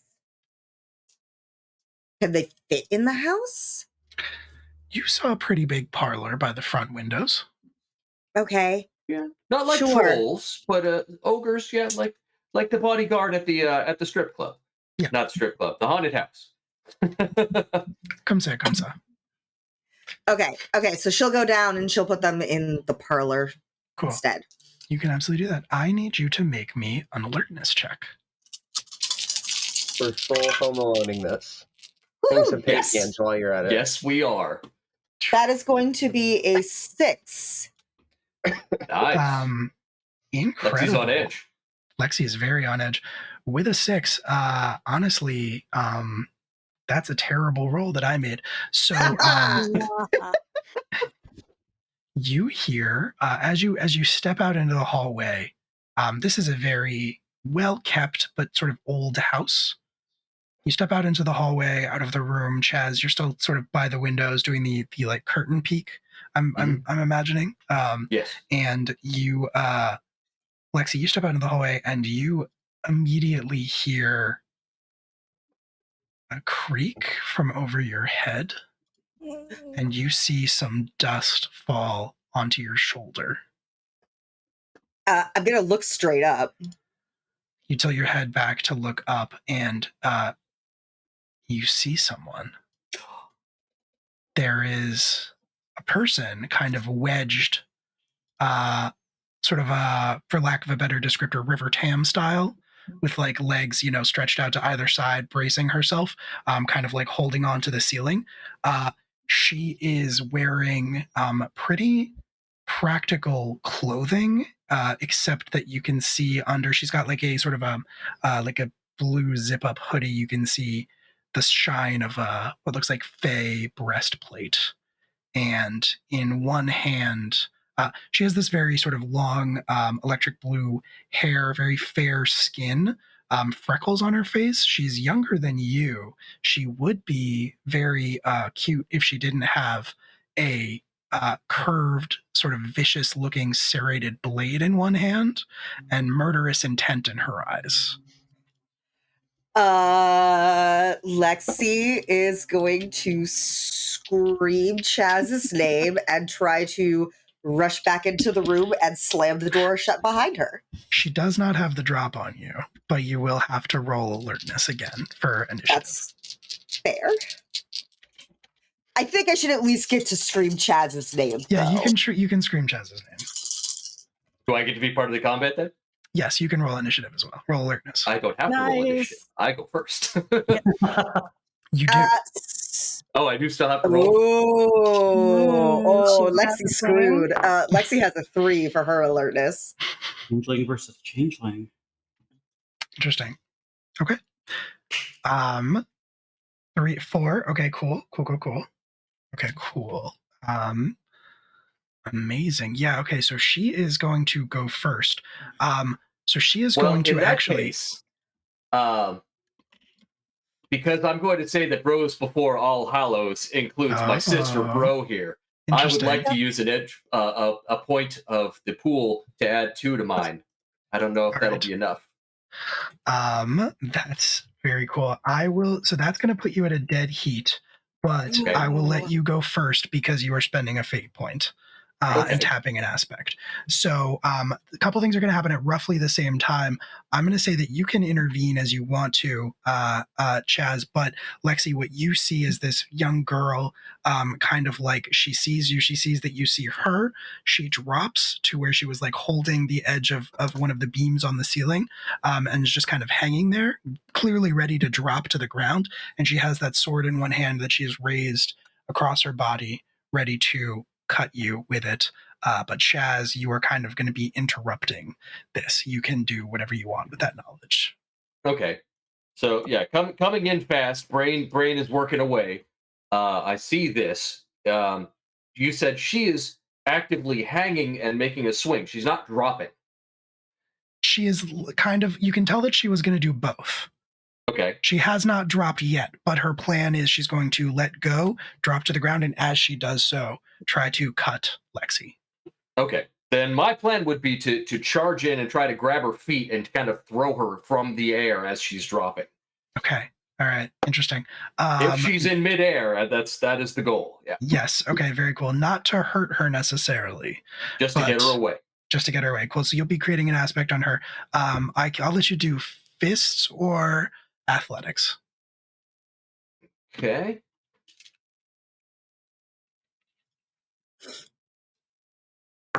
This is probably going to be good. Yeah, because my athletics starts at a 7. Nice. And I rolled a 0, so that's going to be a 7. Okay. Yeah, with a 7, you definitely beat her roll. So you can absolutely kind of do that. So describe it. She is like hanging there. You are going to interrupt what she's doing. You're throwing her across the room, basically. You said that she was up there like braced, yes, chimney style across the top. I'm picturing that as she falls with the sword back, Chaz runs in, grabs the foot over the shoulder, and just kind of swings her away. Hell yeah. And she is going to like roll across the ground a couple of times. You have created an aspect, I would say, of like off balance or something similar. She is going to like slide to a 3-point stop with, inhuman grace. And she has the sword still in her hand. She's clearly going to run back in for another one. It is her turn now. You do have a tag on her, on this aspect on her, if you want to use it or throw it to Lexi. As you are currently the bigger of the two threats to her, she's going to charge directly at you with this sword up and is going to just try to cut you with it. Okay. I was also going to just say, hi, nice to meet you. What are you doing? She doesn't seem interested in conversation. Dodge is athletics? Yes, dodge is athletics. Okay. Damn. All right, so I'm not making a counterattack or anything. I'm just defending right now, right? Correct. Currently, you're just defending. Oh, that is 4 5s. On an athletics of 7, Yay. that would be an 11s. Okay, that is a lot. And that's more than she got. Originally she rolled 3 minuses. I spent one of her fate points, and she got 1 minus on the reroll. That's an upgrade. It is technically better. So she slashes at you with this curved serrated blade. As it sort of passes near you, your hair stands on end, and you can sort of see these like miniature bolts of lightning, electricity sort of just running up and down the edge of the blade. Okay. Lighting it a little bit. But it does not hit you. It does not come near you. You are too fast and agile. You get out of the way. Okay. Lexi, what would you like to do? While I'm dodging, I'm trying to turn her away from Lexi. Okay, cool. Good to know. Yeah, you can face her away. I think what Lexi is going to try to do is using an illusion, make it look that she's frozen in place while she actually gets the fuck out of there and gets back into the room so that she can stay near the bodies. Cool. Very cool. This is one of your rotes? So my specific rote is a quick veil. Okay, but you're not trying to create the image of myself standing in place. I wasn't actually going to assume that qualified as the rote. No. So what this is going to be? Because I have a trick of the light, which is also a rote, which is a maneuver. Yeah. But I think this is still not that. No, I think this is more complicated than that, what you're trying to do. So Yeah. this is going to be a block, I think. You're going to do a magical block, and she's going to have to overcome the strength of this block with probably an alertness roll to realize that you are an illusion. You're not actually standing there. So you determine what strength you want this block to have, and that's what you'll have to roll above. And that's going to determine the power of your spell. I think I'm going to assume she's got some serious mojo. I'm going to say I want to roll at a 5. Okay, cool. And your conviction is base 3, so I need to get at least a +2 on my roll, or I'm going to be taking hella. Well, so you're going to roll against it with your discipline, but you are going to take 2 mental stress for this. Yes. So roll your discipline, and you want to get above a 5. Mm-hmm. Oh, not close. Well, not quite is what I meant to say, because I got a -1 on my roll, so I got a 4 on my discipline. Okay. Could spend a fate point very easily. I absolutely will spend a fate point, and we're going to go with my high concept of verisimillimancing. Everything's fine. For sure. Or we could go with it's not Photoshop, it's photomancy, but I prefer the verisimillimancing. Everything's fine. Hey, whatever you want. I'm good with it. Fantastic. Cool. So you have created that spell. It's in place. Mark the 2 box on your mental stress track, and you can dart back into the room to keep an eye on Amelia, who appears to be pretty normal, pretty fine. Back out in the hallway, you've kind of got some closed doors to rooms off to your left. You're in sort of a narrow hallway, some rooms off to your left, and then like a banister with the staircase that led up here to your right. Just to kind of set the scene for you. If I can make one change to the way that I did my spell, instead of her literally standing in place, I'm going to say that the image of Lexi sort of just like crouches down and covers her head. That makes a lot of sense. Chaz, I will say that beyond where she is standing, the girl with the sword, beyond where she is standing, you can see an open area towards the back of the house. Maybe like you can see some art supplies and stuff back there. It's maybe like a studio. But that's where you are currently, and it is your turn in the initiative. What would you like to do? Okay. Do I hear any other movement at this point? You do or am I a little not. distracted right now? You are a little distracted right now. You do not. Do you want to make a lore roll? Probably not. My lore is 0, so it would not be what's on his mind at this moment. That's fair. You could still do it. I was thinking you could roll lore if you're trying to figure out how she got in or what she's doing. No, I'm trying to figure out if there's anyone else in the house. Sure. Yeah. Okay. You don't immediately detect anybody else in the house, but I mean, hard to say, really. They're fair. Okay. I just launched a dice across the room. All good. All right. So at this point, Chaz is squaring up with her, trying to appear a little intimidating that I just threw her across the room, and I am a Fey Prince. He is trying to Spider-Man a little bit, talking shit while fighting. That, you do know Lord Veers made a promise that your whole team is not allowed to attack us, right? Like that. This is not okay. But while doing that, he is going to. My goal is not to attack her or hurt her. My goal is to prepare a riposte that if she comes at me, I'm going to disarm her. I want that sword. Interesting. Okay, cool. I dig that. I'll even say he pulls out one of his knives and holds it in the left hand. For sure. Even just showing that I'm not armed with my main hand. Like, I am not left-handed. No. Yeah, thank you. Right. Okay, cool. Yeah, so you ready yourself. You set yourself for an attack. You say that to her. This time, she is going to kind of smile at you, does not touch her eyes. It's a very dangerous smile, sort of predatory, not happy by any means. And she's going to say in this, like, kind of, she has a very high-pitched voice that would be very cute in other circumstances. But she says, I'm not Faye. And then a second later, she is going to dart towards you in sort of a zigzag pattern with that sword, and she's going to whip it around at you to try to hit you. With your action that you have set up, I'm going to say weaponry. This is going to be a weapons roll. Weapons, yes. Yep. weapons roll to try to basically create an aspect of disarmed, which will give you the sword. Okay. And you do have the tap from off balance if you want to use that on this as well. I probably will. Now, my supernatural speed gives me a bonus to athletics. Does it give me the bonus to weapons as well? Would not in this case, because you're not trying to get out of the way. Yeah, that's fair. But she is, God, rolling so badly. Let's duel. Okay. Okay. It's 2 5s and 2 1s. So Jesus we're back Christ. to my weapons of 5, but I will tap the aspect to make that 7. Just okay. He's trying to keep her completely off balance and make it look like this is easy. She has a very good weaponry. She just cannot roll a positive roll, despite me spending another fate point. So make the DM spend points. So you are good. So you can describe this however you want. I'm picturing you kind of capture the sword like under your other arm and sort of flip it around so that you have it. Yeah. Okay. Something that looks cool. Yeah. Cool. So you now have this like sword in one hand and your knife in the other hand. Wow. Okay.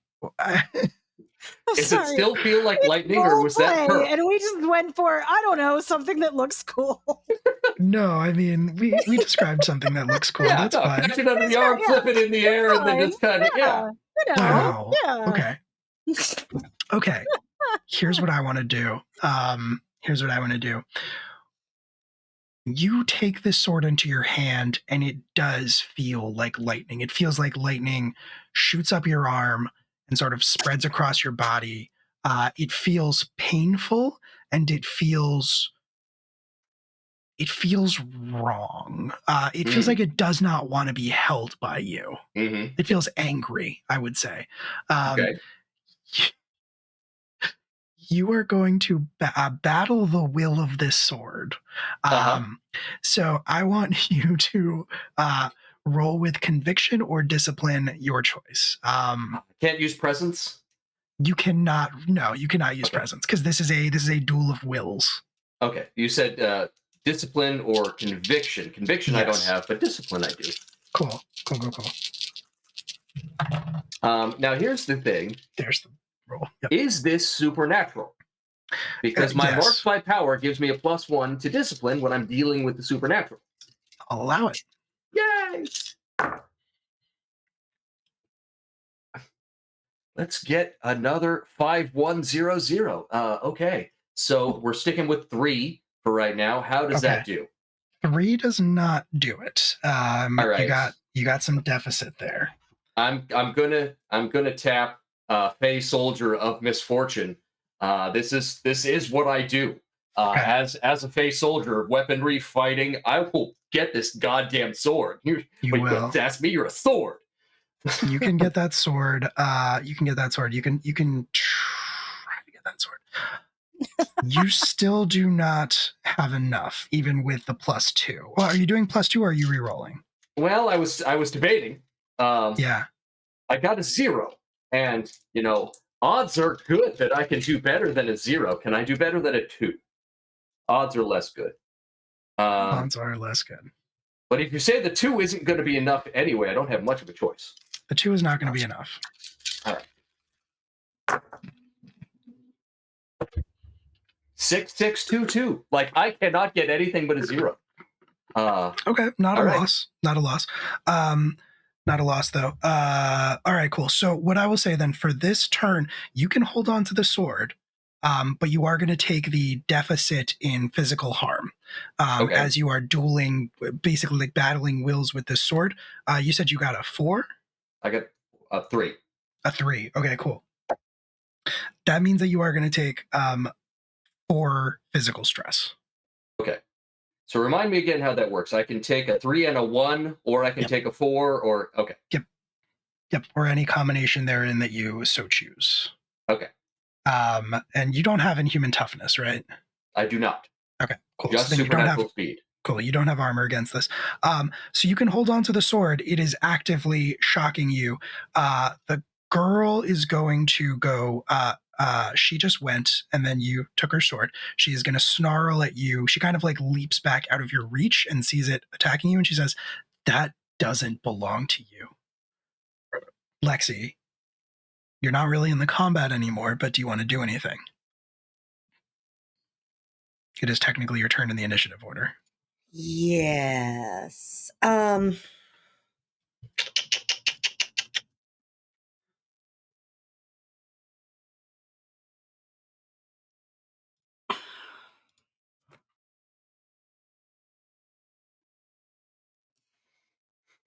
Just to be certain, I think she's a little worried now. I want to turn on the sight and just scan the room to make sure there's no one else here, actually.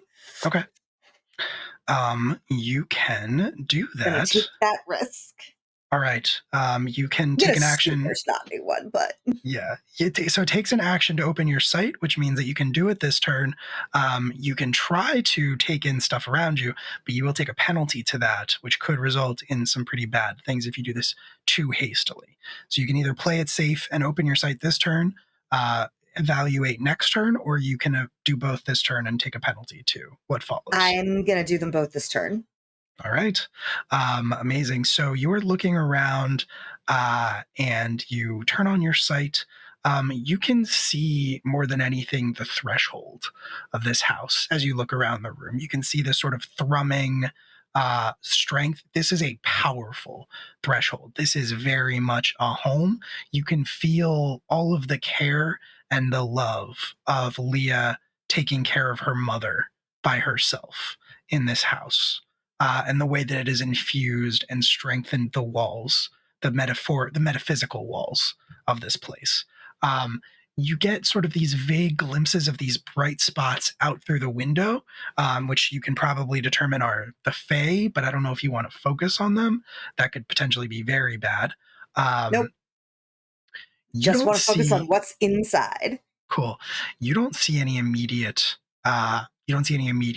threats around you, but you can, in this instance, you can get a peek at the girl. I'm going to assume that you kind of are like looking around the corner also to see what you can see. Sure.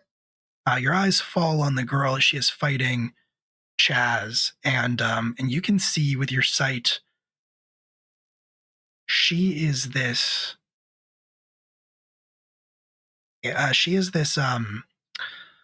this space of calm. She is mortal, and she is very still. She is very calm, very measured, very calculated, but inside there's this storm raging, full of lightning and lashing winds and stormy rain, heavy rainfall, and just, fury, basically. She just And that's what you're gonna take. And if you want to try to understand what it means, you can roll lore, but you're gonna take a -1 because you're doing this the same turn you turned on your sight. You're doing this as a supplemental action.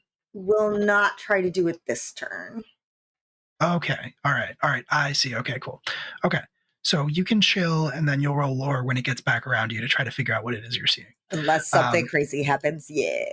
That brings us to the top. Chaz, are you still trying to fight this sword?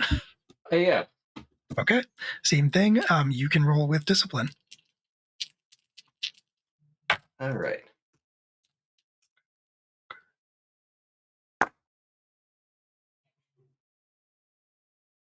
Five, 1. I believe that's 4 in a row. All right, so that's impressive. A 3 again. A fate point will get you there. All right. I'll use...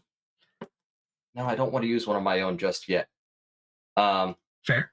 Okay, I'm going to use one of the stock ones. Okay. And you're doing the army guy one again? Yes.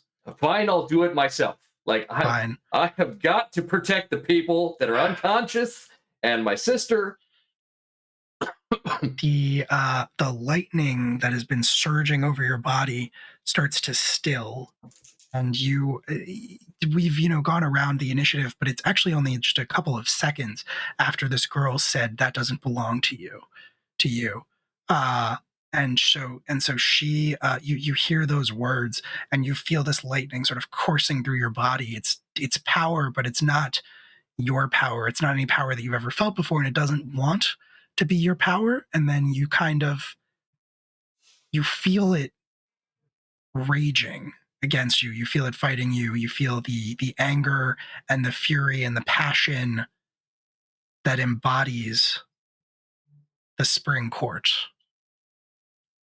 And Chaz Madigan is many things,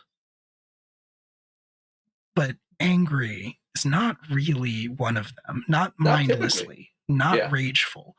There is maybe, people would maybe argue that there's not much of autumn about you, but autumn is the season of stillness, of quiet, of calculation, of waiting.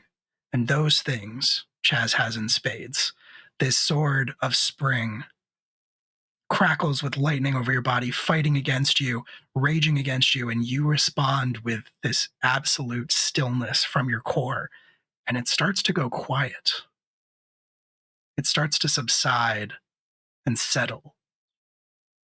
And once again, it is this sort of basket-hilted curved sword with this jagged edge to it. But as you take it, as it recognizes you, it is no longer a sword of spring. It becomes a sword of autumn. And you can tell me what that means. Hell yeah. Visually. I mean, I'll tell you what you get from this, but visually that is what it seems. I would say it looks almost exactly the same, except now it's lightning at night. That is what is going over the sword. This is an autumn night thunderstorm now. Okay. The immediate things that you are going to get from this, the lightning that crackles up and down, it is no longer that sort of bright blue, angry color. It's sort of a more subtle, sort of like as a storm starts to move away from you.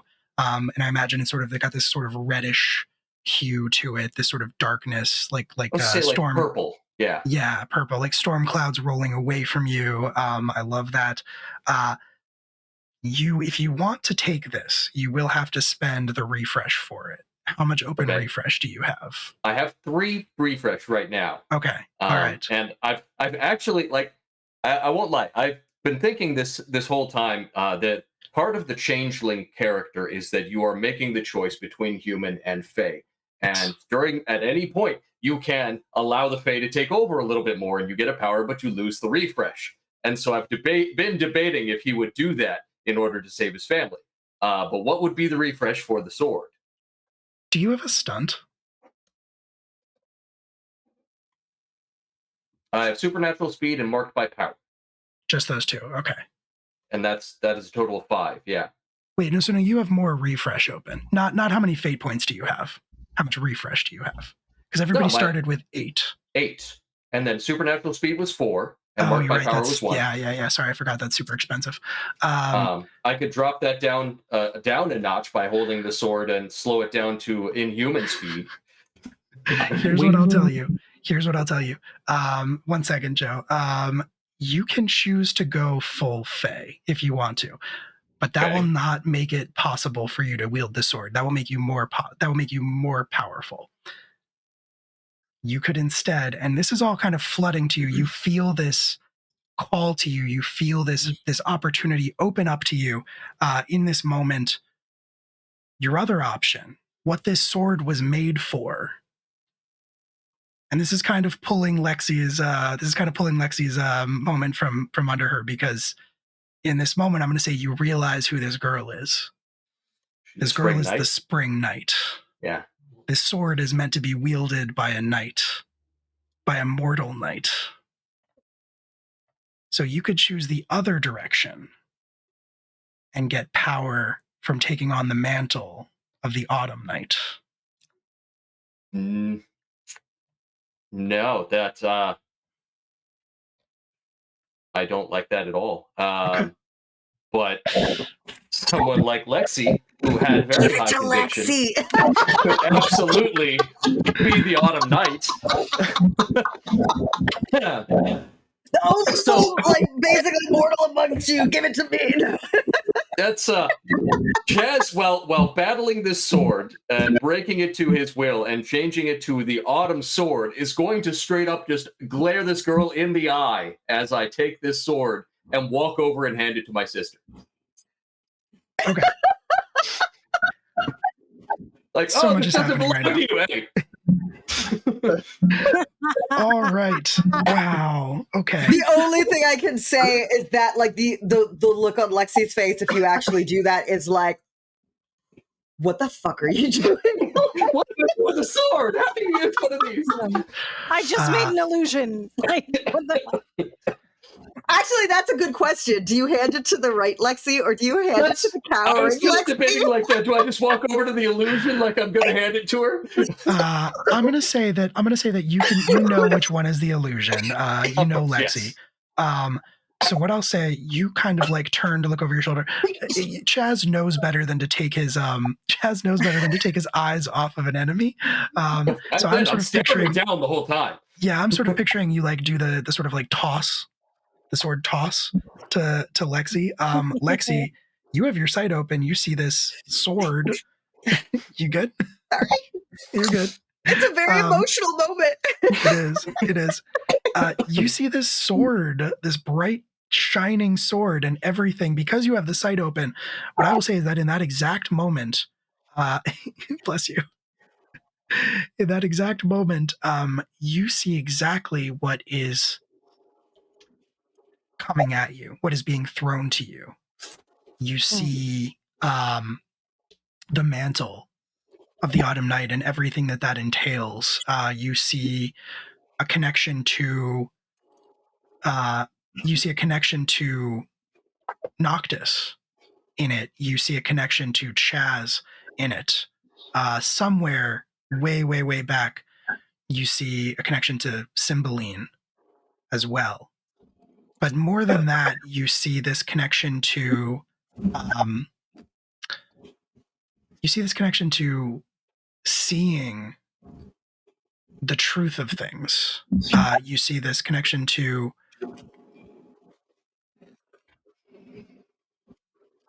one second.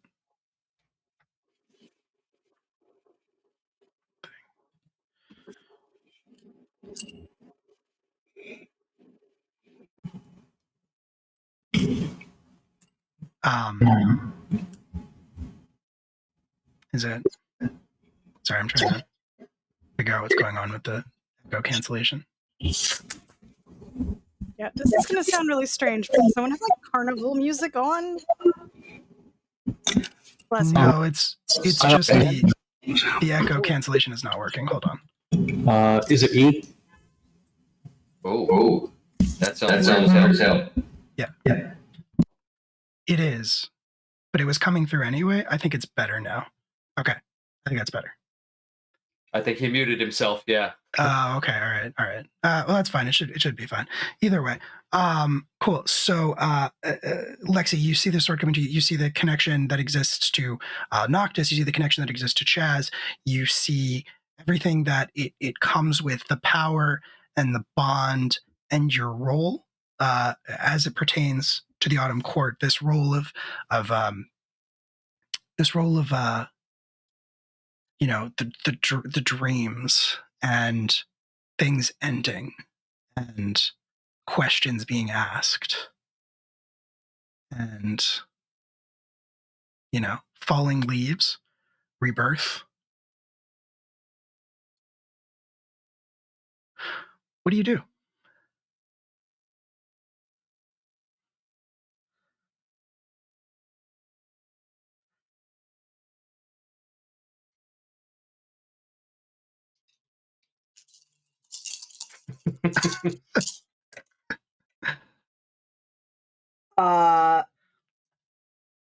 I rolled to see what her athletics was to see if she even manages to catch it in the first place, and that was a -2. So I think she goes, "Oh God!" and just like sidesteps and lets it fall to the ground. Is her first reaction because he tossed a sword at her. He did. Handle It feels very accurate. first. It's safety. Handle first.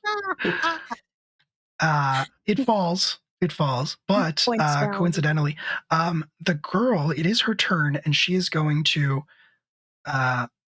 just sort of yell out or snarl, really, just like a no. And she is going to charge across the floor. Her speed has deserted her, almost as if it was attached to the sword itself. But she is going to still try to move across to pick up the sword from you, Lexi, which means you go directly after her. She is going to make a check. You can also make a check to see who ends up with it. Yeah, I mean, if she goes for it instinctually, Lexi's going to go to grab it. All right. What's the your check? I think it's got to be athletics, right? It's got to be athletics. I think I did not take any points in. Yeah. There's a reason why every time stuff starts happening in combat, Lexi goes, screams, and then runs away and leaves it for her sibling to deal with. Well, luckily, if you pick up the sword, you get a natural +2 to athletics. You get some stuff.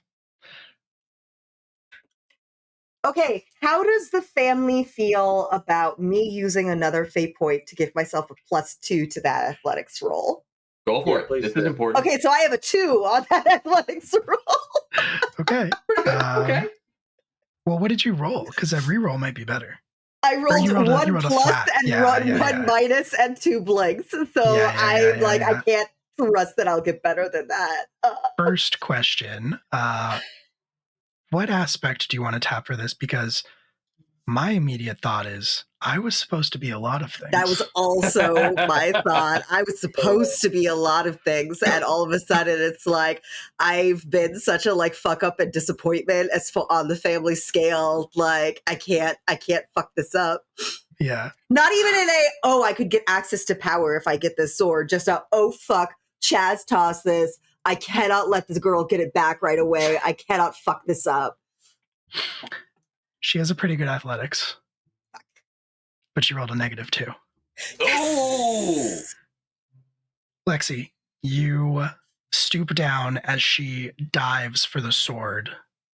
And at the last possible second, your fingers close around the hilt. And it erupts in shadow and wind. And this is Lexi taking the sword, not Chaz. So it doesn't necessarily have that imagery of storm clouds rolling away, of the purple lightning flashing up and down the blade. You have this curved basket-hilted sword in your hand. Do you have any thoughts about what it looks like for Lexi? What does your night sword look like? Yeah.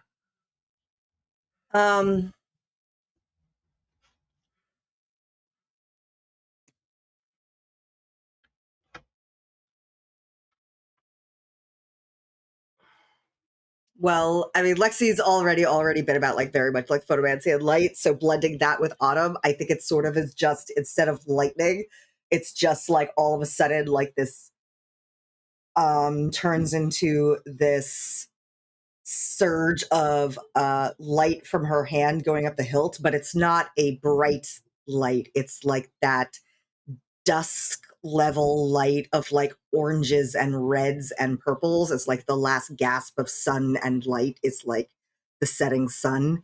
And it's just this swirling blend of these colors of lights that suddenly sort of Damascus steel style are just blended into this sword going up the hilt. And as it goes down, the actual basket part around her hand turns into the brightest part of light, to the point that right at the edges where it hits her hand, it almost disappears. It's such an intense type of white light in comparison to the sword. Chaz, from where you were standing, and Noctis inside the dream, you feel a warmth spread throughout your bodies. from deep inside of you this warmth of humanity and compassion and empathy that was absent from Autumn. As Lexi Madigan, the Autumn Knight, takes up the sword. Okay, just a quick, not to spoil the absolute cinematic masterpiece happening right now, but bookkeeping wise, you said it's a 5 I need to be able to master. We're going to take a break. And we'll talk about the specifics of your sword. I already know this might happen after we started talking about tossing her the sword. I was like, all right, if you let me lose some shit, I can make this happen. That's right. I just need to lose one like one thing to make this happen. We're going to talk about it off air during the break. So we'll be back in 10 minutes with a fully fleshed out Autumn Knight. Don't go away. See you back here real soon. No, you can keep talking about it. I was just okay. So since we were discussing that, since one of the aspects of Autumn is so much like they deal with the shadows versus Spring deals with light, but Lexi already had an affinity for light in her like photomancy versus militancy. The way that she sort of has like turned towards Autumn magic is that when she creates shadows, the way she does it is that she almost like sucks in the light from the environment into herself. I like it. It's really cool. So do you also have summoning? Does that come with your auto magic? You basically can do any of the auto magic things as evocation. So everything that is listed in the description that I posted in your character channel, you can do all of that stuff if you want to as evocation. You can also infuse your normal magic with autumn magic, and then it will be especially effective against, I don't know, members of the Spring Court. Off the top of my head, yeah. Oh, yeah. And maybe even the sword will, I don't know, smack a little harder. Who knows? Might could. Also, it is at the end of the day a regular sword, which means that it is weapon 2, if you want to use it as such, Lexi. That's totally a thing I'll know how to do, considering I did not take anything in weapons, athletics, strength. You can roll anything. Just remember, you can roll anything. So that means she rolls weapons +2 when she uses it? No. No, because she didn't get any of the inhuman powers. She didn't take any of those yet. Oh. She could in the future. But what does weapon 2 mean? Oh, sorry. Yes. Okay. So weapon 2 is like the base damage rating. Anything you get over their defense roll on your attack roll gets added to that, and then they take that as stress. Okay. Yeah. And so if you rolled a 3 and they rolled a 2, that would be 1 damage normally, but in this case, it would be 3 damage. Yes. And gotcha. Question, kind of like my mantle. Question about my mantle. I'll put that second. But does she get like a special aspect about the sword, and like can it be really cool sounding? I don't know. You can change whatever aspects you want. We did make her change her high concept because you have to do that when you become a knight. Oh yeah. But so instead of versabilimancing, everything's fine. I'm now falling into power. Perfect. Love it. If you'd like to take an aspect for the sword, you can. You can also wait to do that. But currently, when we left off, there is a girl lying on the ground. She is wearing fey armor and like a sort of a blue hoodie over it.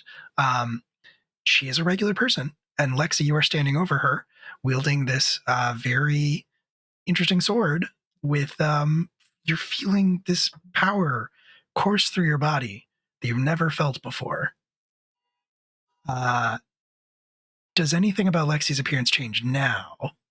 Or is that something that's going to happen more gradually?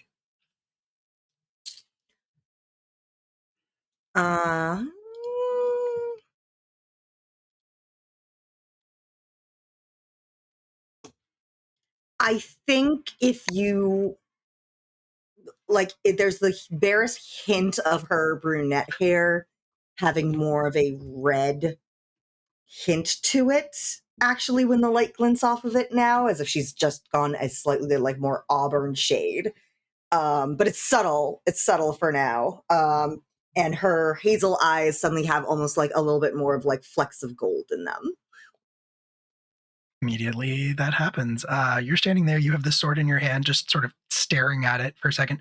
The girl on the ground is going to look up at you, and she's gonna lunge for the sword. It's not her turn in initiative yet. Chaz, technically, you can still go. Before I was going to say, what I was going to do now is that I was going to kind of kneel down and kind of put a hand on her, just got the knife nonchalantly, and I'm holding her down. I'm assuming she's just a normal human person at this point, so it's not, crazy. And just be like, so, things are not going well for you right now. I could throw you out that door, but I'm assuming your boss would probably be really mad, and that might not go well for you. Or I can tie you to a chair in here. These are really your two options. What do you want to roll for this? Let's see. It's literally that. So, literally, this is Chaz. You fucked everything up. Let's see. Presence is more of a defensive thing. I could do intimidation. Generally. I have. Yeah, intimidation is my thought for sure. Okay. So you fucked everything up. So you fucked everything up, kid. That is a 3. Okay. 3 is good enough. She's going to look at you, look up at Lexi, look back to you, glance towards the window, and then kind of grit her teeth and say, I'll take the chair. That's what I figured. So, yeah. Just going to, let's see. I don't think I want to put her in the room with us, but I don't want her super out of sight. I think she's going to have to be in the hallway outside the room. Cool. Yeah, you can drag out a chair, tie her to it. She is a normal mortal strength at this point. So as far as you know, she's going to be held very securely. And then, Lexi, you've got the sword. The girl is tied up.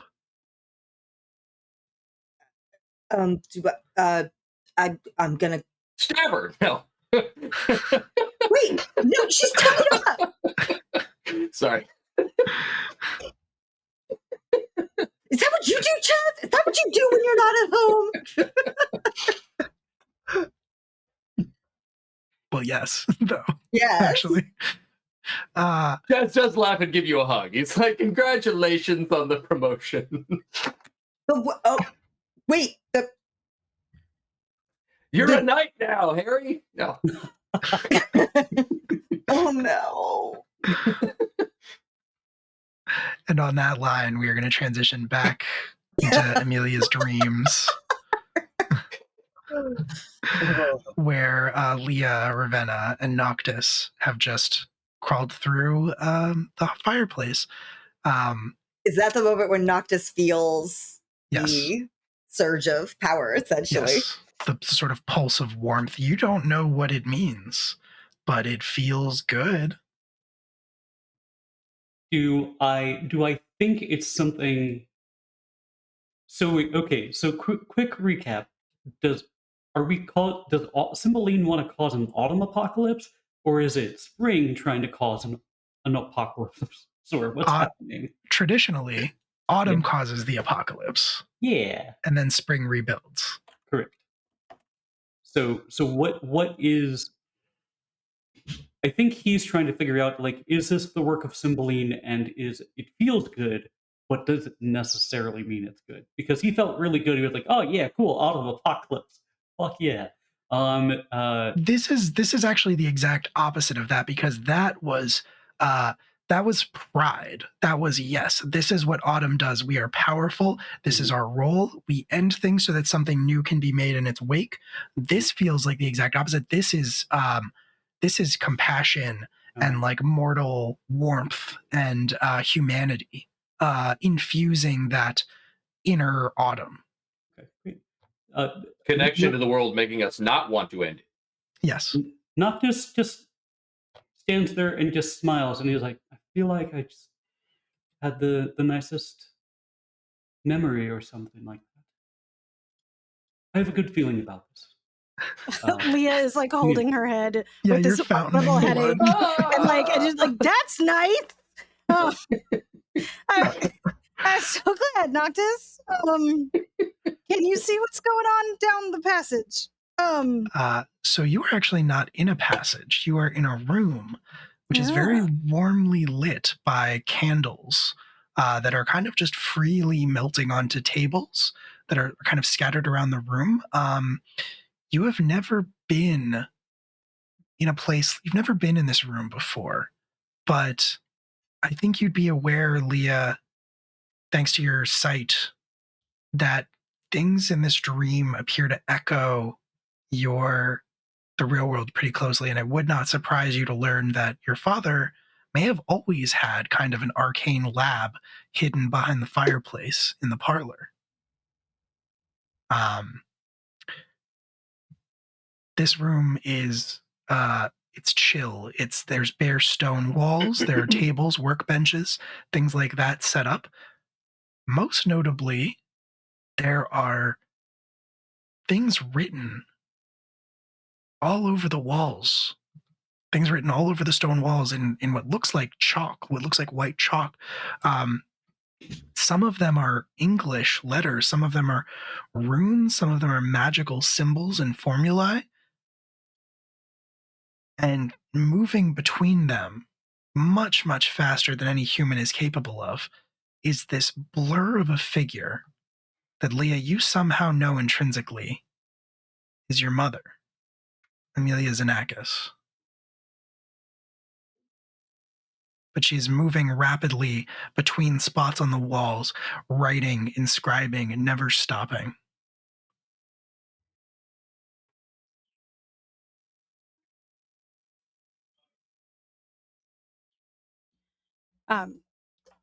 Whether it's clear to Ravenna and Noctis or not, just like, so that's my mom. And I guess we're gonna like crouch or get out of the fireplace interpassage bit, so we're not quite so. And all of this, she's like holding the bottom of her nose because of the nosebleed. So I imagine it's all coming out as like, but it's starting to die down. The nosebleed is starting to die down. So kind of heading towards like the middle of the room to be able to like scan the walls, like just to see if there's like a logic to any of it or if there's something that I might recognize. Sure. And I assume that's also another lore roll because. Yeah. Roll lore. Joe, did you want to say or do something? Yes, I'm just checking my sound again. Something happened. Am I good? Yeah, you sound good. Yeah, you sound great. Oh, thank God. If you need an assist with that, I will assist you. Possibly, because that'll be those guys cancel. So that's a 1. I did not roll well. No, do I spend a fate point in order to help, or do I just make a roll? So if you want to help, generally, so you can either spend a fate point and give the result to Leah, or you can try to create an aspect that would give Leah a bonus, but you'd have to roll for that one. Okay, I want to try to give her the aspect dream logic. Okay. That sounds like a lore roll to me. It does. Or, okay, or let me try this shenanigans. May I use so Noctis has gone through a transformation and like he does not know why, but he is filled with a certainty. And I want that certainty and confidence to bleed off into my 2 lovely sisters here. So I don't know what you would call it, but like let's call it certain as the sun. Certain as the sun. Yeah, no, I got it. Yep. Okay. I was thinking because I was gonna say for part of looking at like if we're gonna spend a fate point, I think Leah being like Dad's little helper or like Dad's helper. Rip it, like some of this might also look like either things that I've seen him work on or his handwriting. Crack one for the big boy. So, thank you for the donation. Okay. Yes. Thank you so much. I put one in the pool. So I don't think we are spending a fate point on this one specifically, because Joe, you got a 3, you said? Oh, no. I got a 4 total using my preference. Okay, perfect. So, That is going to be enough. So you can add 2 to your roll, Leah, by tapping that aspect of certain as the sun. All right, so that's a 3 total then. Cool. So with a 3, you know that it makes sense. It is not written correctly. It is jumbled and it is distorted and it's not reading as what it's supposed to read as, whatever that is. Okay. What do you see? Now, granted, my head hurts pretty bad, but I still think that all of this is kind of like wrong. Like it's out of order or something. You know, when you try and remember what a page of a book looks like when you're dreaming and it's like, you know what it says, but you can't actually read it on the page. I think we're seeing the page right now. No, it's impossible to read in dreams. So I know this to be true. This is a real thing in real life. Like, it's impossible to read in dreams, so I would not be surprised if this was coming out as nonsense. It feels real, though. Like, it feels like this is actual, like this is stuff they were working on or she was working on, or I don't know. I've never seen this room. But like, I don't know. Plus, like, you know, nobody wants to do math with a headache, but like, what? Well, let's split up, look around the room. Perhaps there's more to this. You can take a look around. It's a little bit difficult for you to spread out because that your mom is still sort of blurring around the room rapidly, just writing more things, adding them onto the wall. Yeah. Like if we're looking and it's like I can't follow what's supposed to be going on the like the writing, she is gonna kind of gently like not put a hand in her way because I have a feeling that might result in, you know, getting it in a, but like Amelia, Mom, can you put a hand out and you make contact with her blurred form and she stops moving in that blurry, impossible to follow at that blurry, impossible to follow speed, and she turns to look at you as if realizing you're there for the first time. And it is unmistakably your mom, but it is a younger version of your mom, sort of similar to the younger version of your father that you saw standing guard outside. She is, you know, it's hard to say how old she is, but she is significantly younger, very beautiful, but maybe not in a way that people would notice immediately all of the time. Do you have any thoughts about what your mom looked like when she was, you know, a little bit older than you? Yeah, so she's got very dark, like the darker parts of Leah's like features, etc., like clearly come from her mother. So she's got like really curly, like, you know, beautiful curled, really dark hair that she keeps cut very like pretty short. So she's got this like corona of beautifully formed dark curls around her head.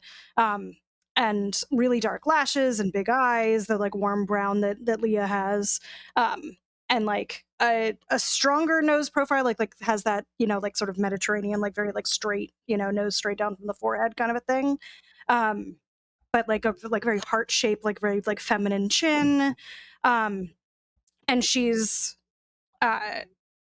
like Leah, she was like more like slight build when she was younger. So she's got like, and you know, she's casually dressed, whatever, but like built, like she was a like a swimmer or a like that kind of you know, look. And so like her features are like a blend of sort of softness and strength, like between like the, you know, like very like feminine jawline, but like very like thick eyebrows, curly hair. Like it's a lot of contrast. So yeah, like maybe not immediately like oh my gorgeous, but like upon looking at her, like each of the things works really harmoniously together. You don't say oh my gorgeous when you see pretty people. Why are we looking at me like that? Yeah. I love it. Do you love If it? you don't, you should. So there. Yes. Okay. She looks at you, and even though she is too young to know you, you weren't born when she was this old. Yeah. She reaches one hand up to touch your face, and she says, "Orally." Hi, Mom. I'm here.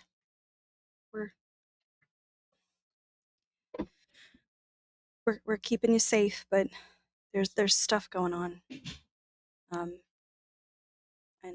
I kind of need to know about this. I brought the little prince. And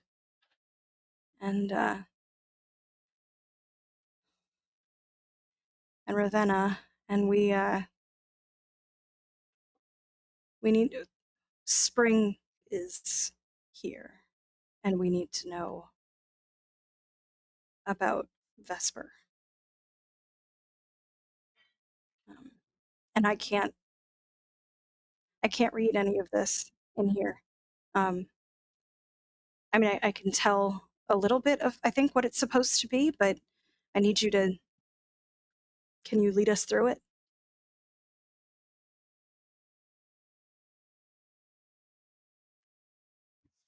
So it's begun. It might. I think we're trying to stop it. It was only ever a matter of time.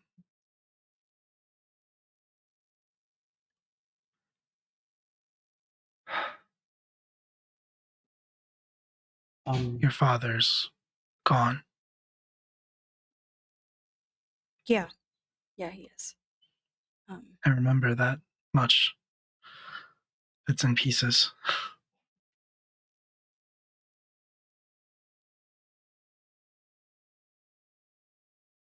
Yeah, it's been a long day. Cymbeline has lost herself. It is my understanding that she knew this would happen, and that is why you and our father was you were researching this, but she was the cause of Madigan's death. But he saved himself through a very complicated death curse that maybe you could explain it a little bit better than I could. But he met us in nightmares and said that you have the secret inside you. Do we need this to end this? Spring and winter and summer seem like they all need the secret. But in taking it, we want to make sure you're safe too.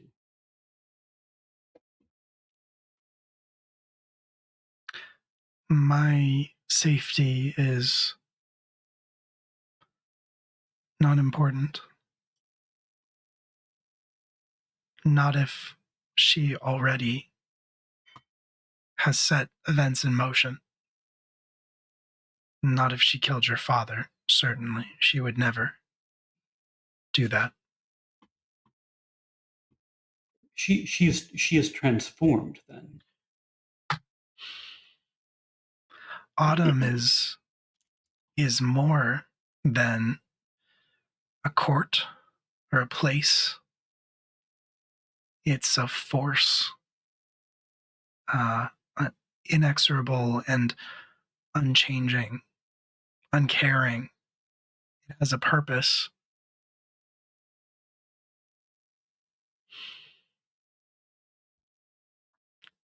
And it is trying to find equilibrium. But in doing so, it is doing more harm than good. It's doing what it was meant to do, which is end a world that should have ended a long time ago by the laws of nature, by the laws of the Fae courts. A new world should have been built in its stead. Hmm. Something should have arisen from the ashes.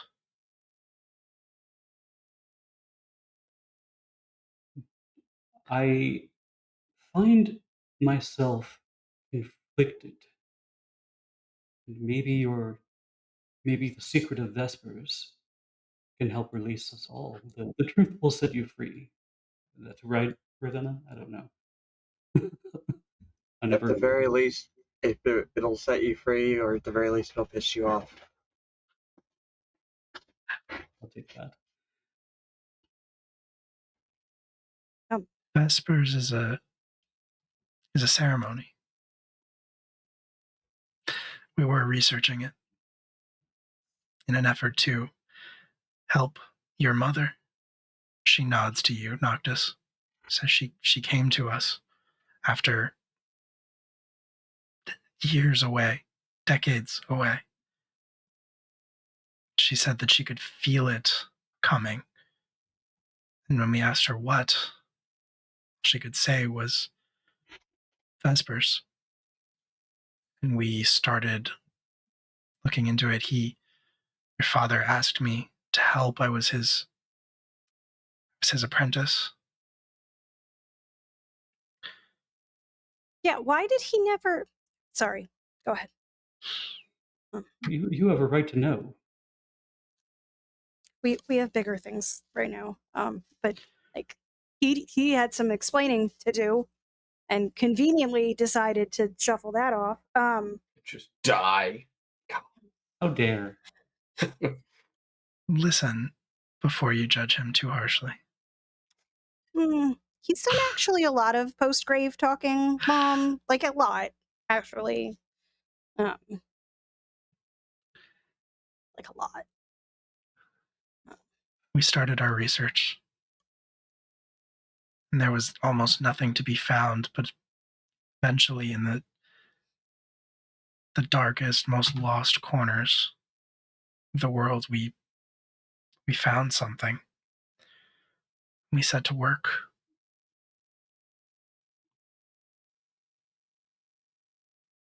And it wasn't long after that they found us.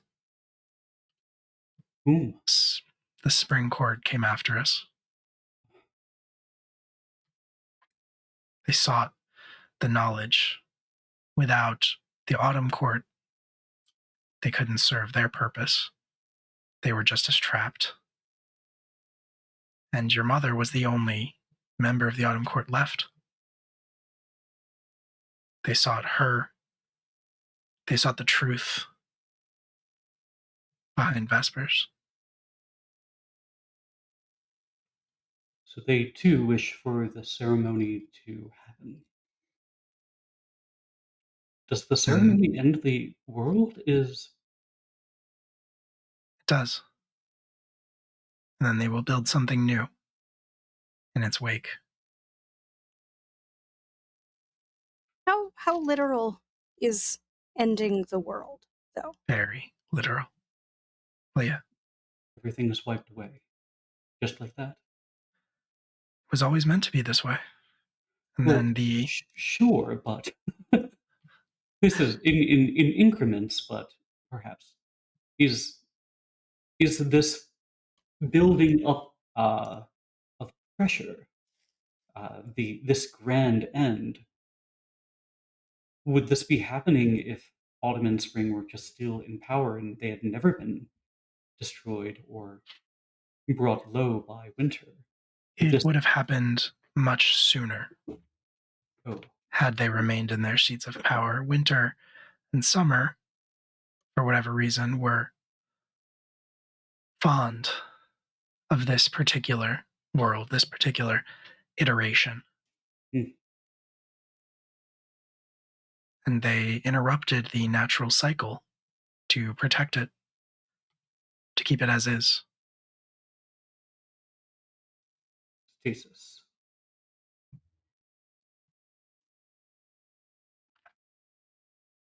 What do we do? That I don't know. I can tell you what Vespers is. When we found it, the Spring Court found us. And the only thing I could do to make sure they didn't find what they were looking for was to hide it.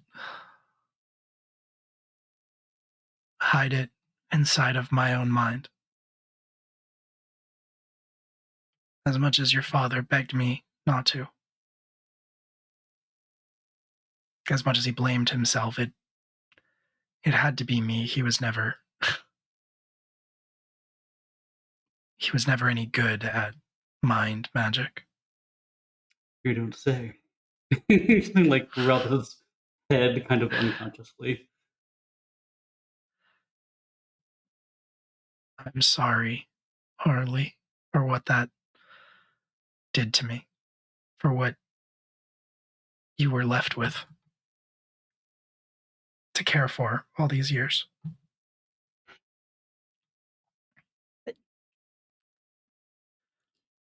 Of course. But you're telling me that we have to end the world, so it's not even... No. I can't even have you... No, I'm not telling you that. I'm telling you that if you take this knowledge out of here, and it's already too late for you not to, you will set events in motion that will result in the world ending.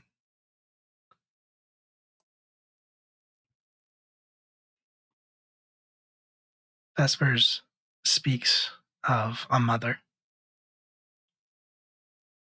who will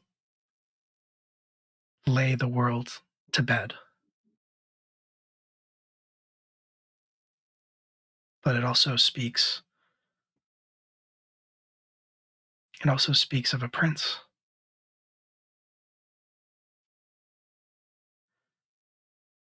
Who will say an evening prayer.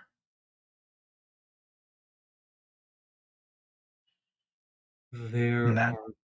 Oh, go ahead. I'm sorry to interrupt. And that prayer will determine what follows.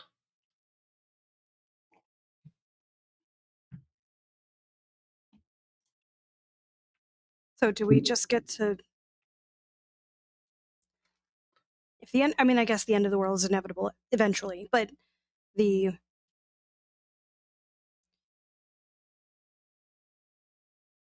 get to choose the ending this way? What that looks like? Or is it just the time space? Don't know. Most of this, and she gestures around the room, most of this has already happened. If Cymbeline is embodying autumn, if it's taken her, she will have done most of the work.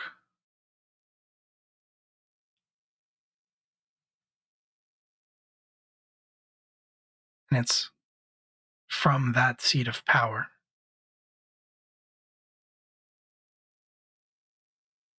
that the ritual must be completed.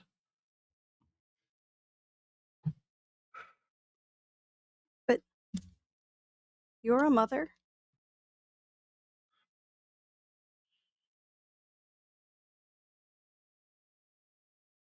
I am. And I'm so proud to be yours. And, I mean, like, even Prince, like, I mean, that could be Noctis, but couldn't it be Chaz now? Or even fuck all from Spring? Maybe that's what... Amelia, do you know Veers? Was he the one who pursued you? Yes. Is he the heir to Spring? Not in the way you mean. He is assuming a position like myself, or... He is a lord of Spring. but spring lacks monarchs until this is completed. I see. Do This will everything. bring them back to their power. I see.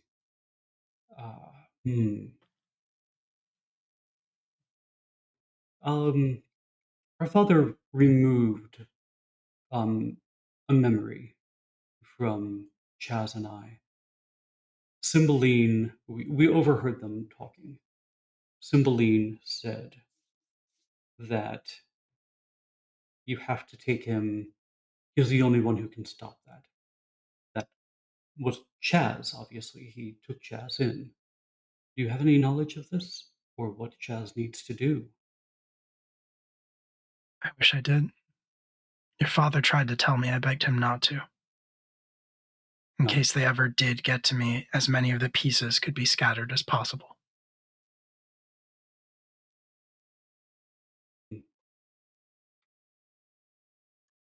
What now?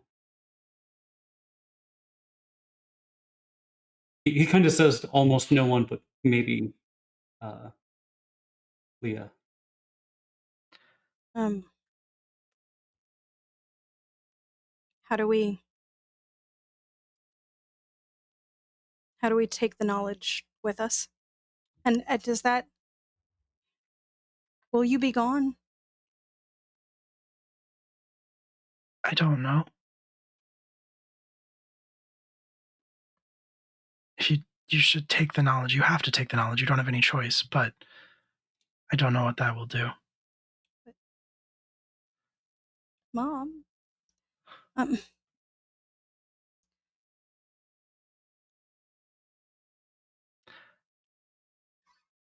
Is it? And it has to be me? I would like for it to be.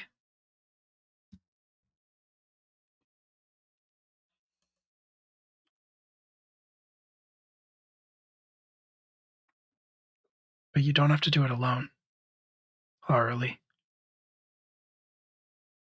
That's what your family is for.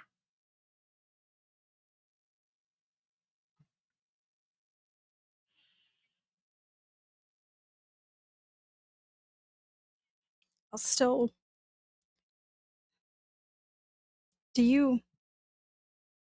Does the you in here know what happens in any way, what happens outside? Like, if I talk to you, does this part of you hear it? I have heard everything you've ever said to me.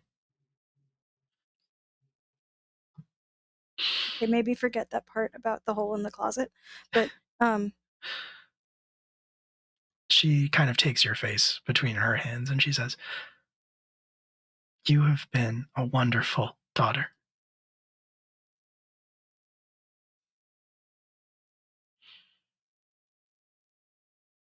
And no matter what happens now, it's enough that I got to say that to you.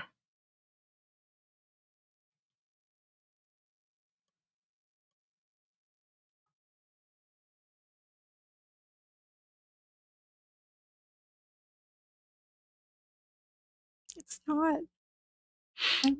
I wish it were. I know that we have to do it.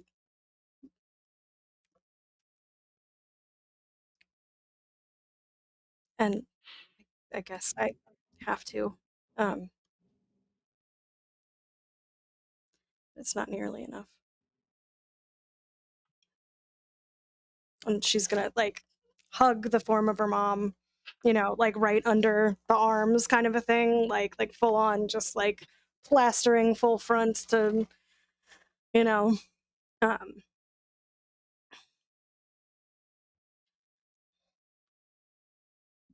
She hugs you back as hard as she possibly can. And as she does so, the chalk of writing on the walls all starts to swirl off of it, float off of it like dust motes that surround the two of you and spin and swirl around you as they kind of adhere to your skin. And when she steps away, you are you, but you're covered head to toe in this chalky white layer that kind of sinks into you.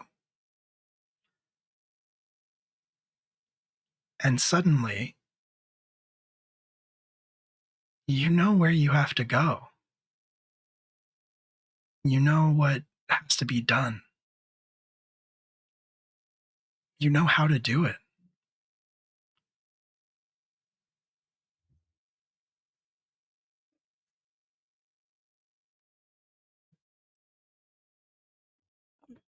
And so she's gonna like walk back over and take Noctis's hand and take Ravenna's hand, and she's just gonna say to Noctis, you need to wake us up. He looks back and kind of like says like, "Thank you. If this all goes well, I hope there's a way to restore you.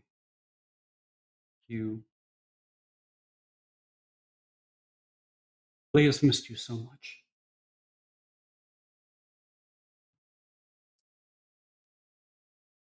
If anyone can do it, it's you, little prince. He kind of smiles and he's like, "Thank you. And if anybody can do this, Leah, I know you can. Ravenna, you ready?" Leah is covered in chalk dust and the remnants of her nosebleed, and she's crying, and yeah, yep. He says, "I'm good."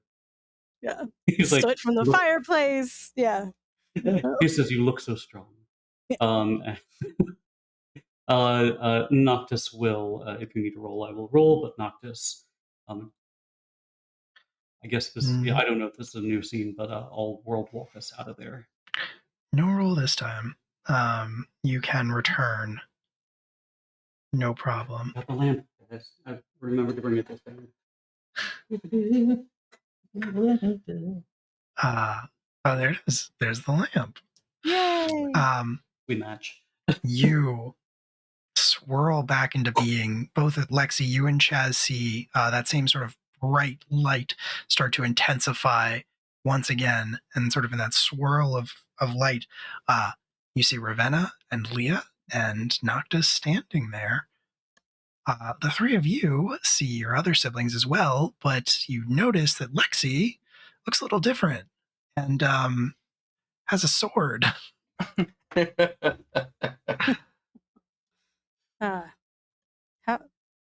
Welcome back. It's a funny story. It is broken. It's okay. We took care of it. Mostly Chaz. No, good news. Good news. We have an autumn night. What? Yes. Great. It was a sword, and apparently she was the spring knight, and since we took the sword and Chaz handed it to me, I'm kind of, I guess, your knight now? Oh, he wraps you in a warm embrace. He if you let him, lifts you and spins you, and he's laughing. It's like the kind of laughter you'll hear at like a holiday party when everybody's having a blast.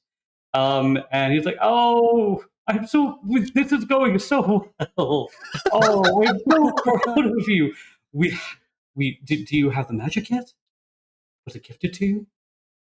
I don't know. I haven't really tried to do anything, if I'm being honest. It's been kind of a lot. You'll do fine. We have the knowledge. Look at he just gives you a little on the shoulder. Ah, Chaz. Ah, this is so good. She'll be great. Yes. Leah has the knowledge. Okay. Yeah. So we have to end the world. Wait, I So- thought we didn't want to end the world. It's a little metaphor, hard to explain. It's fine. We'll be fine. We have to end the world and then start the new world, and it just happens to be Well- roughly the same world. Well, there may be a choice. We don't have to like, and then there's got to be a ceremony to like mark the passing. Yes. Okay. Where Also, should we who's do that? that? Like, she's gonna point at the girl in the chair. Like, what? Don't worry about that for now. Where are we going next? So she's the Spring Knight. She might also still be the Spring. I'm not sure if the sword is what made her the Spring Knight, the way it's making me the Autumn Knight, or if she's now just a normal person. But she came in and tried to kill me with the sword, and like I said, it's okay. Chaz took care of it. So we've just got her now. Here. Till we figure out what we're doing about that, but that seems low on our priority list if we're ending the world first. Yeah. So You where are we hear- going next? From outside, Yeah. you hear Veers call out. It says, I get the impression that my night failed.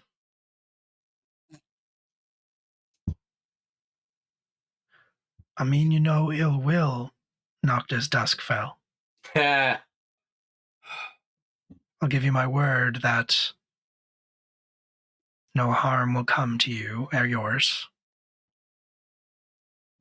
I just want to talk. This is Ravenna, I think, is a little confused and has been waiting to like talk with everyone.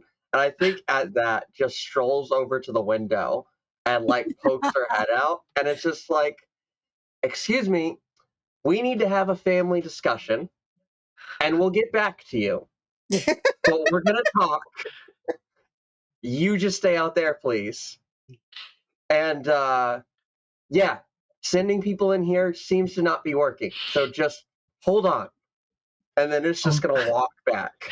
Calls walk back up and is to like, y'all. only had the one. Good. And it's going to walk up to y'all and just be like, okay, so obviously I'm not Fae, which apparently makes me the minority now. But can someone explain to me what we're doing that's different from what they want to do? Yeah. Okay. So I need storyteller help with this one because, like, I have Sure. some idea of what we're supposed to do, but I So don't know if since I was you- picking up all of what was being put down. So yes. Since you have absorbed all of the knowledge now, you know exactly what is going to happen, which is basically that the ceremony is performed and it is going to unlock this power that dwells within the heart of Autumn. The mother, which is this figure, matronly figure in the story, has to, quote unquote, lay the world to bed, which, as far as you're aware, means sort of prepping things, investing the bulk of the power, basically. Mhm. And then it falls to a prince, according to this story, according to the knowledge you've absorbed, to shape what is to come. Yeah. So there is basically in magical terms, there is an investiture of power, and then somebody, the prince, decides what that power does. Yeah. And what it is supposed to do is end the world.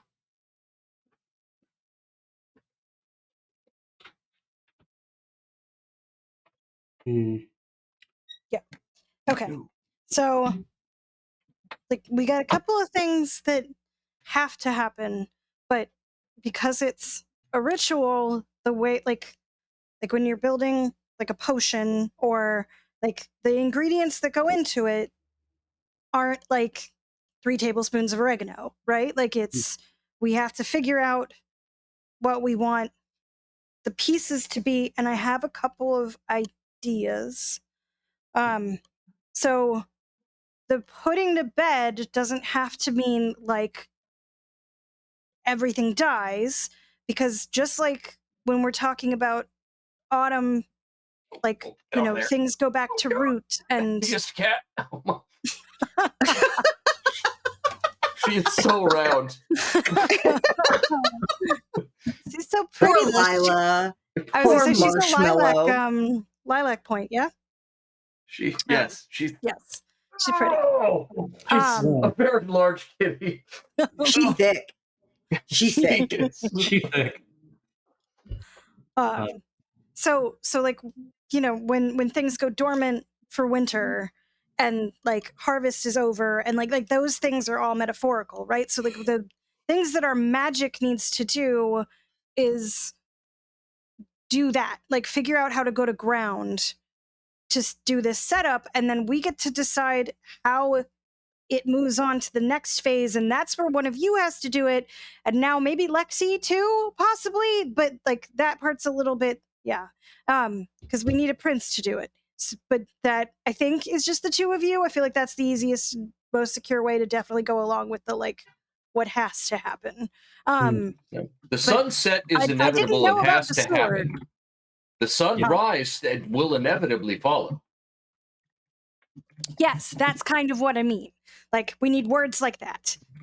Yes, but like the magic is the part of the basically putting everything secure for the rising again. Like I don't know, the sap retreating or whatever, however you want to think about it. I don't know. I'm not a fae, but yes. And like mom saw it as like, and then the mother figure's got to do the putting to bed, but like mother figure doesn't have to mean Cymbeline, because I don't think like Cymbeline's not going to want to like do the putting to bed in a way that preserves anything, right? So like, and I believe you're mom correct. can't do it.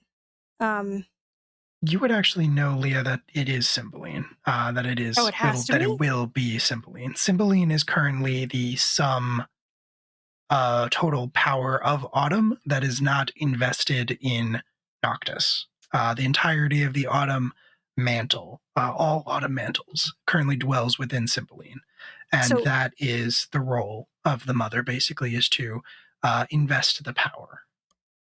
So are we just kind of keeping everything occupied so that she can do that? There are some things you could try. It's hard to say what you want to do. It feels very much to you that at a certain point, this is inescapable. You don't know if you're past the point of no return or not yet. So it feels like we've been saying that Cymbeline has been driven insane by the Autumn's pressure on her to do this ritual, that she has to end everything. Spring has been pushing that to be the apocalypse and the end of the world. But it sounds like if we do this ritual with her, she can get that pressure off of performing the ritual, and we can make sure it doesn't destroy everything. Well, and we can make sure that the prince that shapes the new coming is not Veers. Yes. Well, yes. So we know that there is no one has an official title in Spring. They're waiting on us. They're in the wings. And the expenditure of power is only Cymbeline, so it's not like we're going to be, investing into trying to like, I don't know. Correct. Okay. She loads the arrow into the bow, and then the prince decides where it's pointing. Yeah. Okay. You remember as well as I do the memory we just got returned to us. This the same night. Yeah, way back last night. Yeah, Not even tonight. He said, Cymbeline, our mother, said that Madigan had to take you. You were the only one who could stop this. that doesn't mean that she knew the right way to do it. We've said she's insane. She's pushing this the wrong way. Well, she may not have been insane at that moment, but I have an idea of what the prayer would be in shaping the world to be something new, but it may come down to you. I feel like it might be you. Can we get clarity on what we want this to do when we do the shaping of because that feels, and since Cymbeline doesn't know what Vespers is, there is a possibility that we can kind of shape how she goes about doing that, maybe? Because if she doesn't know what the ritual is supposed to look like, then she is past that point, Leah. Okay. She is on pure instinct at this point. Okay, so it's not like we can be like, excuse me, it needs to be with nobody else immediately around you, and it has to happen at midnight or 2:22 in the morning, or okay. But you know what the ritual should be. Apparently. So yeah, I guess we just need to be basically there when the trigger goes off is the most important piece.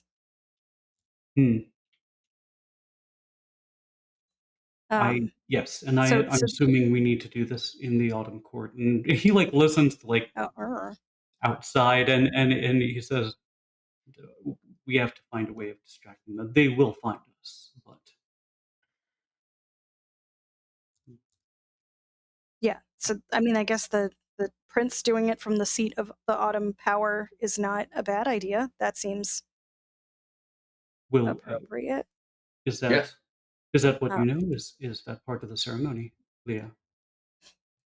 From the heart of Autumn. Yes. I was like, I don't know any more about this than I've just been told. We're waiting for answers, Leah. That's why you keep feeling this pull back there. Sure. Yeah. Well, it's you both now. I guess, do we parlay with Cymbeline and ask her to come? I have a feeling she's going to show up regardless. Yeah, she may be waiting there. All right. And how do we get Veers to shut because he wants to talk to me and I will not budge. Or we can Chaz, remind me. So the first rule of stalling is just ignoring, right? Yeah.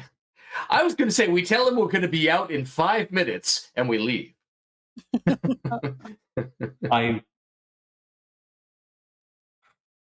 It would be best to probably. It's just he shouldn't be the one to do the shaping. That's the we want to keep him away. To say the prayer that sets in shape the formation of the new world, not him. So, however, he needs to be taken out at the moment to not be the one that does that is the thing that, yes. You have a way to make sure he's not there. Yes. And Ravenna walks up and sticks a hand out. Yeah, yes. Okay. Yes. Will question. Hand her the bottle of lightning. Yeah. I think you're muted, Will. I can recognize that he is not marked by power. He is not royalty. He is true Fae, but he's simply a lord. He is marked by power in the sense that he is a lord of spring, but he is not a king or a he's not a lord in a mantle sense. Okay, but he would not be able to usurp this. Sorry, use what? Usurp. He would not be able to be like, haha, and push both of us over and be like. Would he be able to take up the role of prince in this ritual? Super hard to say. Super hard to say. Very non-specific about what that means.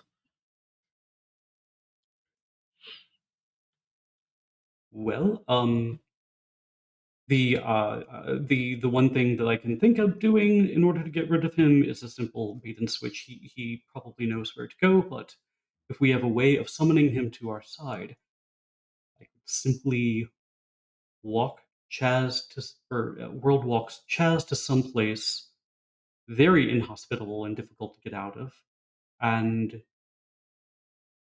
then Chaz and I, we simply step away, and then we come back to Autumn. That'll be easy enough for me to do.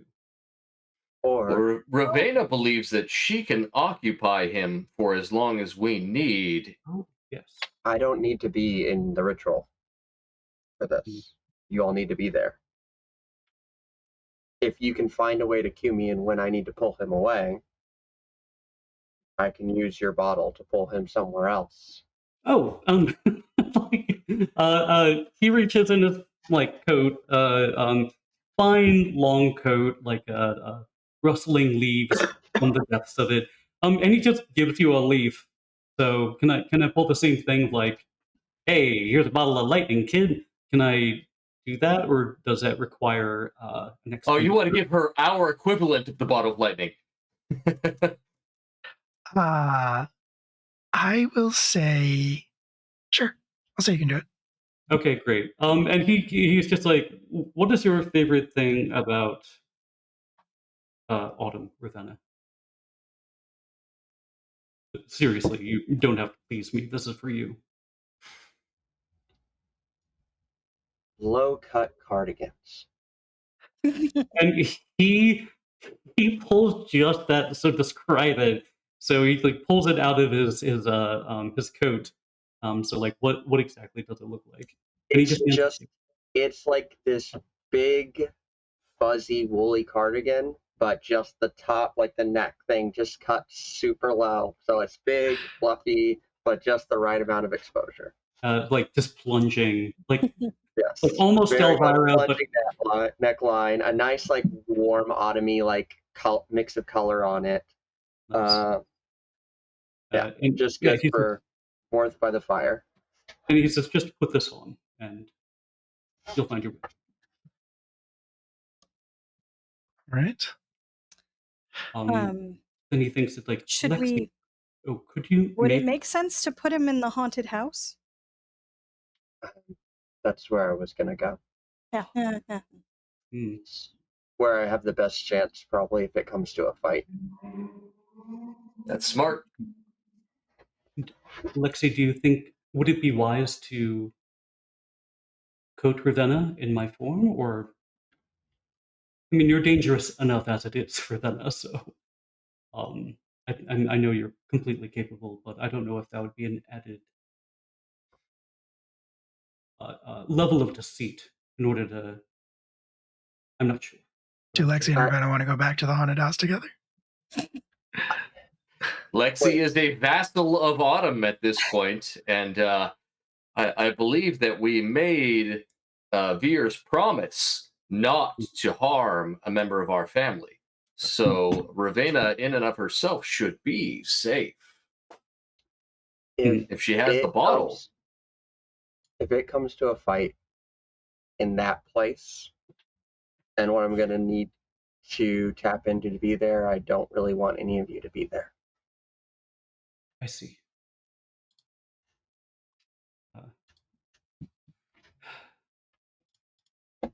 I'm ready to do this if you are. I think that Lexi going with Ravenna as a guard would probably be safe. And Lexi, you are an agent of Autumn now, like it or not. Okay. I saw. Liz, Ravenna, you don't know what it is, but you feel much less fear coming off of Lexi.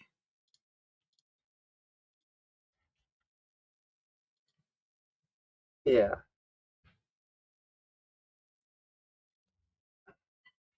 But Yeah, I can handle that if we think don't want Ravenna to go alone. Sure. Lexi, you are powerful now. You always have been, but this is, as you always say, next level. So It is your job to keep each other safe. Do you want me to place you there, and then we move on from there? Do you want me to take you through the worlds to the haunted house? We could do another Uber ride.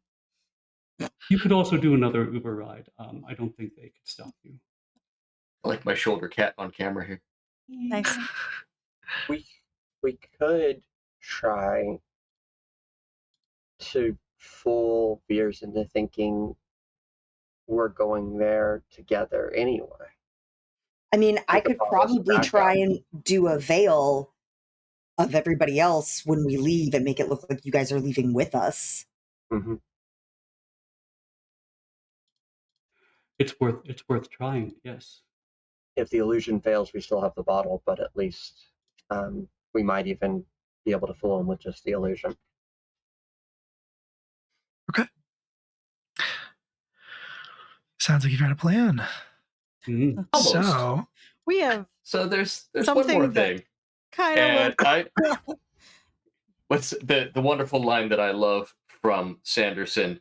It's not a plan, it's a hunch with scaffolding. The former Spring Knight here, or the current Spring Knight, I'm probably going to completely fuck with Dresden mythos here. We have disarmed her and taken her source of power currently. Is there a way that we could make her a vassal of Autumn, that we could switch her sides? she's not Fae, right? She is not Yeah. Fae. So, I mean, she's immortal. She is loyal to whoever. She has free will. She's loyal to whoever she says she is loyal to. You know, as long as she decides to uphold that. She is not magically linked to Spring anymore, as you have taken that connection that she had through an object of power and basically turned it into an Autumn object of power. Okay. But I do want to make that offer to her, that she was afraid to go back outside to go to meet her current masters because of how they would treat her.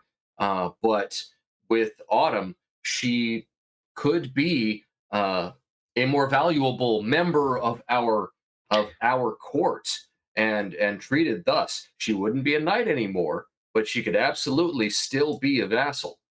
All I would ask of her is to protect this house while we're gone. Sure. I'm doing an insight check. Leah, I was going to say, I'm going to need her to swear to Autumn. She is going to be beholden to the Autumn court, and that's the only way that I will untie her. That's fine. You would know that doesn't mean anything to her. She's mortal. So swearing to Autumn, like she could swear on her power and it wouldn't mean anything because she doesn't have any power.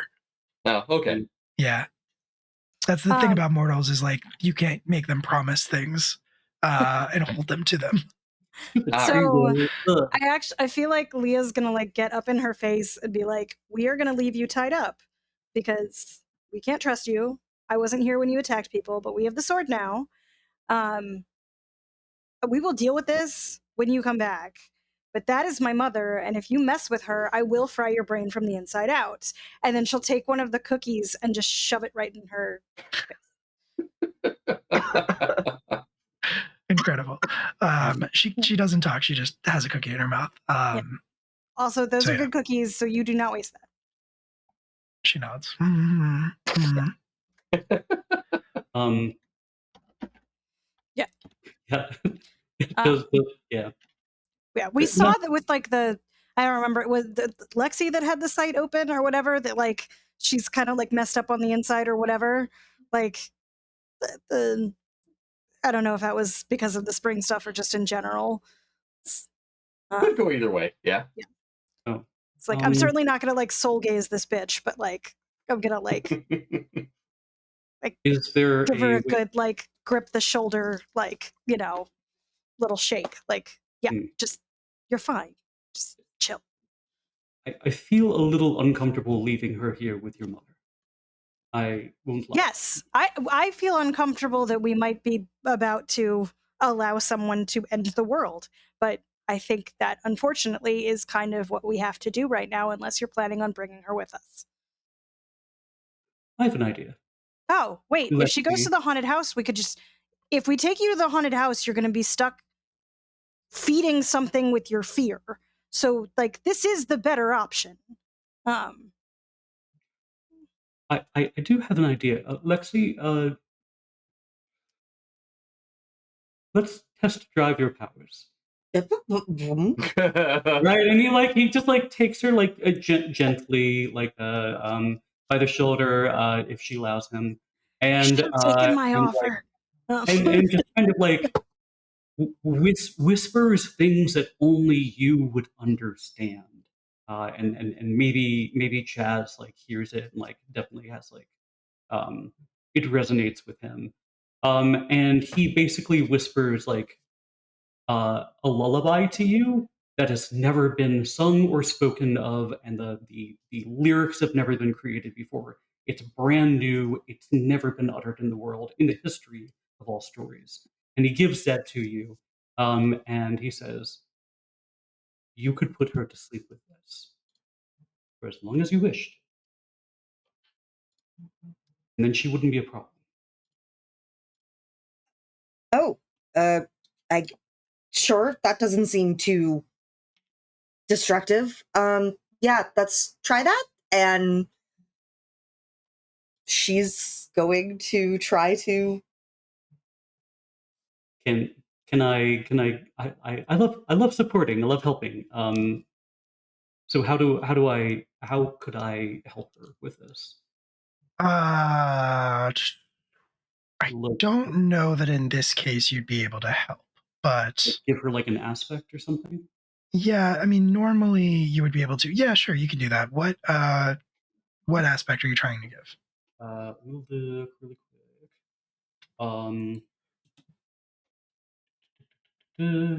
I want to. She seems uncertain, even if she is fearless. So I want to. I want to like grant her the the conviction and the certainty. So it's not certain as the sun anymore, but It's rising in the east. oh, dream a little dream of me. So Alright. may I use presence in order to kind of like rally that in her? Sure.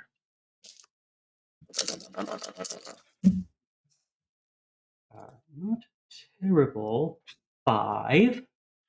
5 is plenty, yeah. So you have an aspect on you, Lexi. You can tap that for a +2 if you're going to try to do this. All you really need to do is summon enough shifts of power via evocation. She's going to roll to resist whatever you do to her. So it's up to you how many shifts you want to put into this. We're going to say 5 again. Okay, 5 again. So you're going to take 2 mental stress from this. And it is going to be rolling your discipline against 5. I hit it. Okay, cool. So we've got 5 strength. She's going to roll against it. She resists your spell for a while. What does it look like, first of all? Did you add the +2 of his aspect? I did not actually, so 7. That would have All right, made cool. it a 7. Cool. Yeah, you passed. So what does it look like? So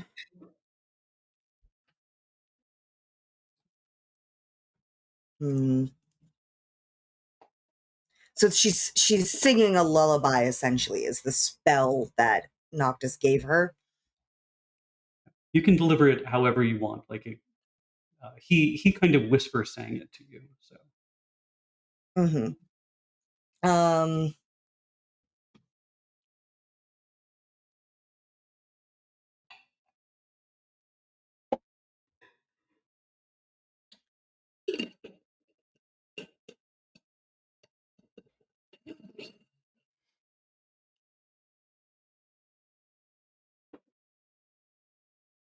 I think it's just that she sort of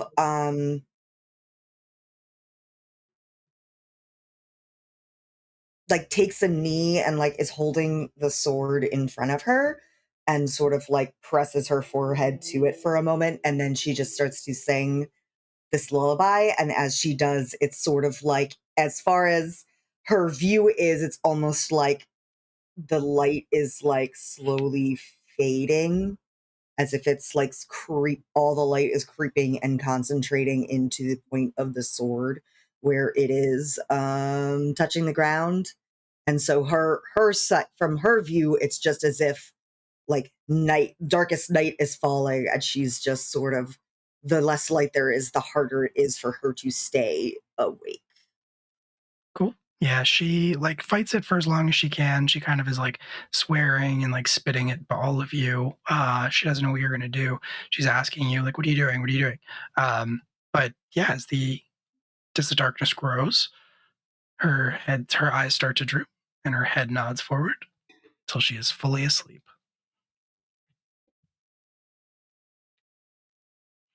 And we'll leave her tied up. I think, or yeah, I think that's probably wise. Okay, so Ravenna and Lexi are going to disguise themselves and basically make a run for the haunted house. Yes. Okay. Cool. All right, cool. Yeah, I'm not going to make you roll for that. That's pretty cosmetic. You will have to maintain it, which is a little bit hard, but yeah, you can disguise yourselves. You're basically just like running out the front doors. Are we trying to disguise ourselves, or are we trying to make it look like the whole 5 of us are leaving? That's kind of what I meant. Yeah. Okay. There's not a car here that we could like take, right? Mine was totaled by my fake Yeah. goddad, and my mom does not drive. So no, there's no Does your car here mom that is have out. neighbors?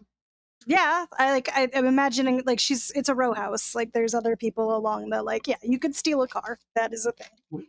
But I don't know if you could steal a car because a person was in it. Like you'd have to actually steal the car. Yeah, I was. Liz, do you Is still have there that number? anybody around in near sight that we could get to in a vehicle? Anybody around? No, nobody is around in a car. Okay.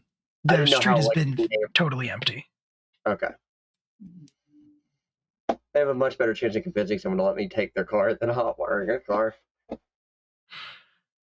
Yeah. Well, Joe, what were you going for there? Oh, I was going to say, Liz, do you still have the number of that guy who talked your ear off? The limousine driver? Oh, I do. Okay.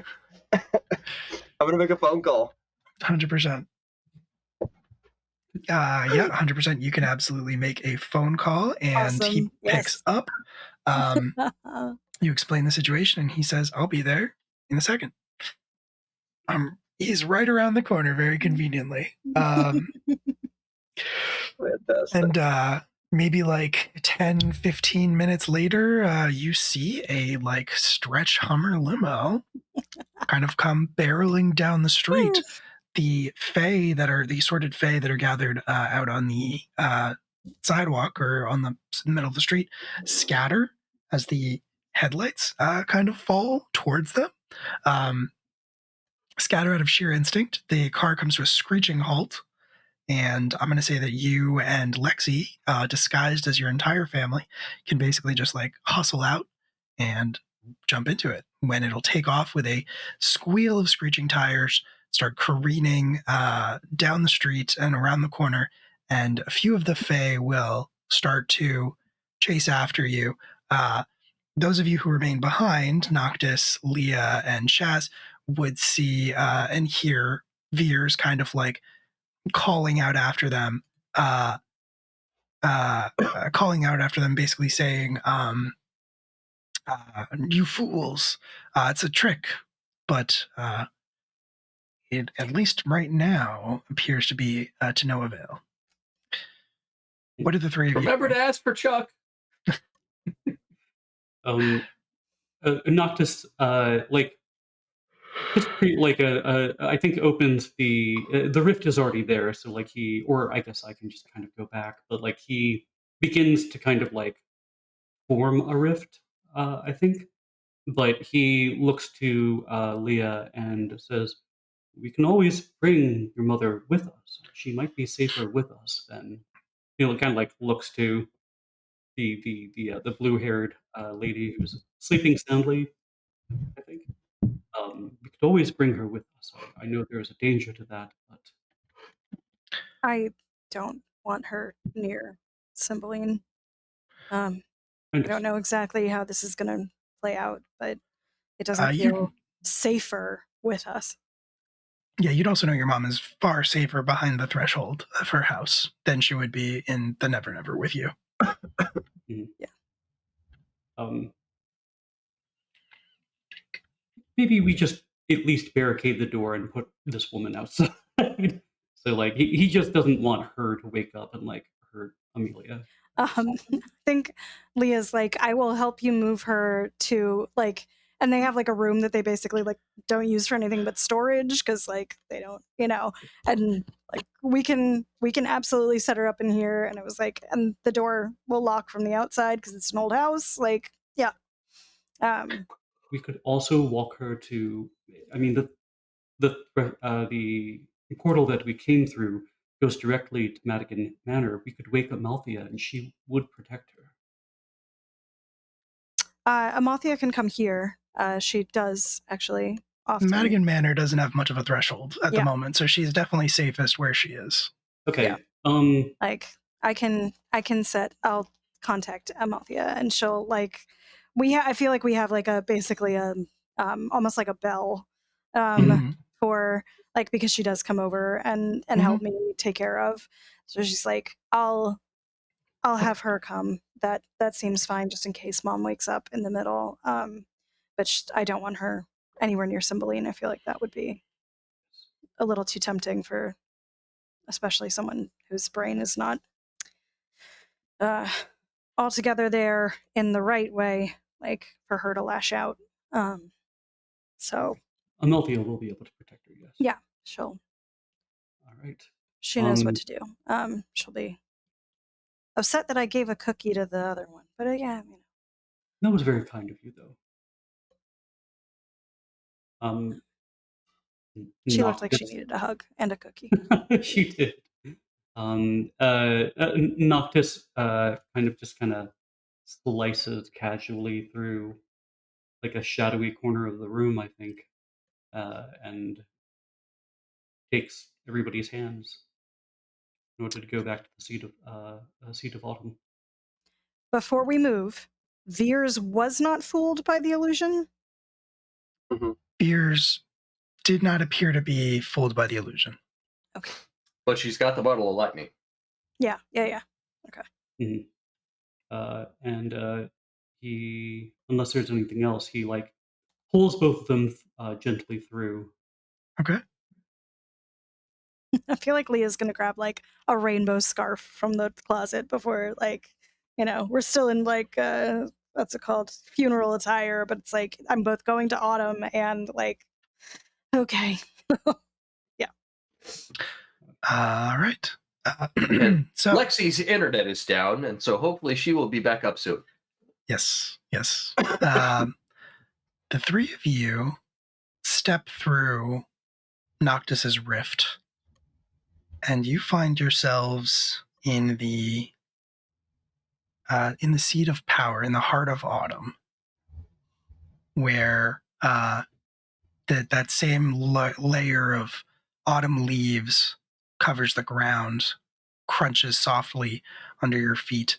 More constantly fall from the trees around you, which are all massive, just absolutely huge.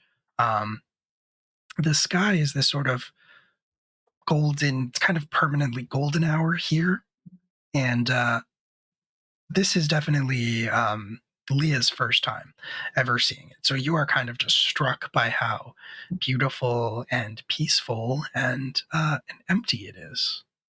I want to build a cabin here. Yeah, she's gonna be like, does it both smell like kind of burning leaves and also cinnamon? He nods excitedly at you. He's like, Great, isn't it? and you can feel, I think all three of you, well, Noctis and Chaz, you can feel a mounting pressure. You can feel something beckoning to you from deeper within the heart. You're not where the throne is, but you feel it coming to you from there. Is the Well of Dreams on our way? On our way toward? It's not. It's actually kind of an offshoot. Like you kind of have to follow a weird path to get to it. Got it.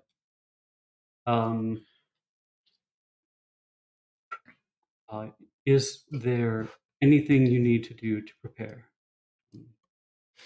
I don't think so. While walking, I want to use alertness to try to figure out how many people are there. If it's just Cymbeline or if she has attendants. Maybe not walk all the way to the clearing. Maybe stop at the edge and see if we can see something. Yeah, you walk to the edge of the clearing and you see that it is, as it always has been, pretty much empty. The throne sits there, sort of, mossy and a little bit worn with passage of time, but not in a way where it looks like it's been diminished or where it looks like it's in danger of breaking. Sorry. Yep. Not in a way where it looks like it's in danger of breaking or anything like that, but you do see Cymbeline. You do see a figure robed and cloaked in black cloth with falling leaf patterns stitched into it, a hood up, walking in circles around this throne in the center, swinging a lantern similar to the one the Noctis carries.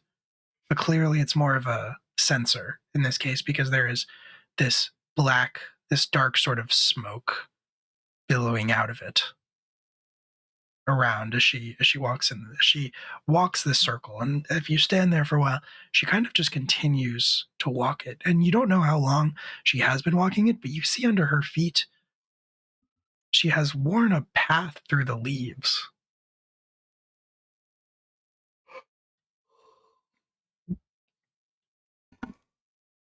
Mother.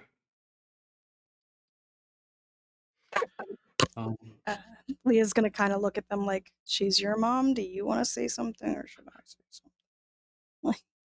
When you say her name, she doesn't stop walking, but she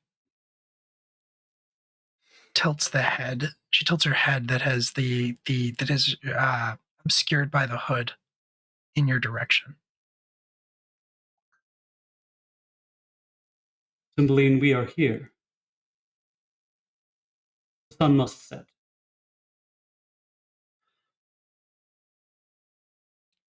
And she doesn't Leah break will, looking. Curtsy and my lady.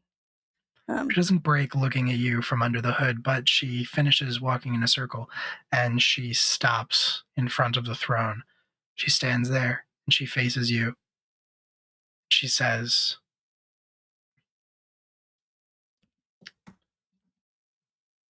"3 times around,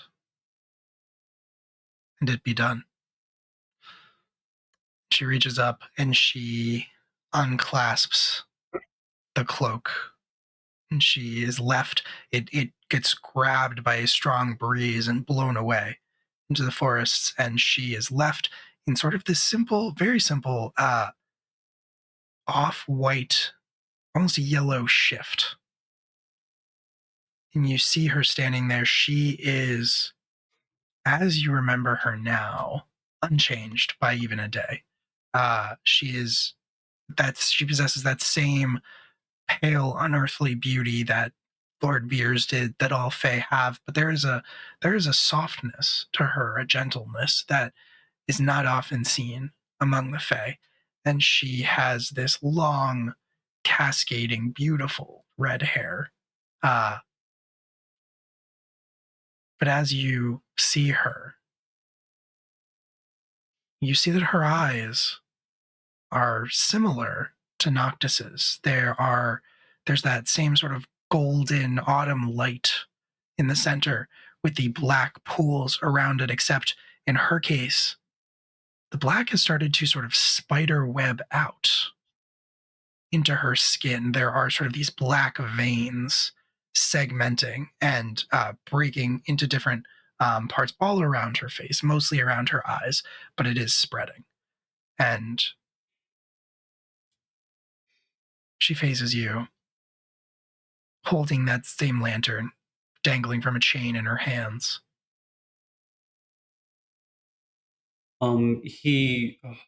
Noctis looks like kind of like nods in deference and respect, but looks to Leah and says, Leah, Leah, is this part of you have a working knowledge of the ceremony, correct? Yes. Much as you do, yeah. Yeah. Yeah. Yeah, I wasn't sure if it was like a step-by-step guide that like got imprinted in you. Should you write it down? Yeah. The problem is that it's not super a guide. It's kind of like what you would read about a topic from a book. So it doesn't tell you step by step how to do it. It just kind of tells you what the things are. Yeah. Leah has like definitions. She doesn't have like a guide. Oh. She Noctis. is a mother.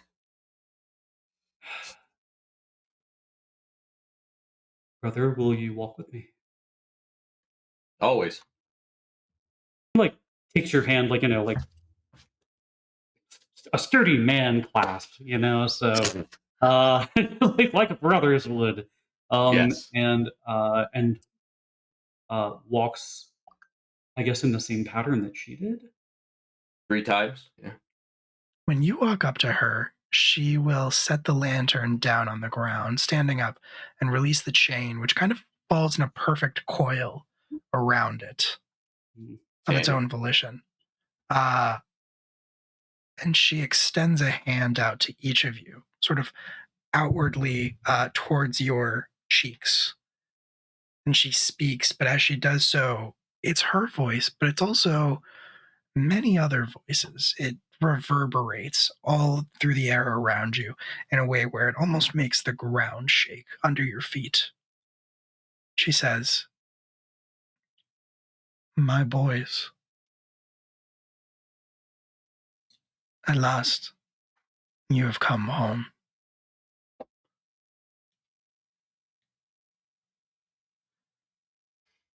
Yes. Welcome home, mother. Chaz hesitates for a moment and then kind of leans forward and lets her touch his cheek, like, yeah, okay. You know why you're here. Sun must set. It must.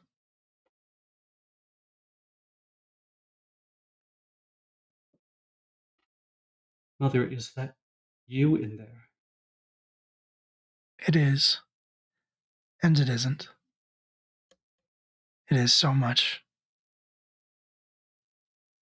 Everything. All of our people. Our home. Our legacy.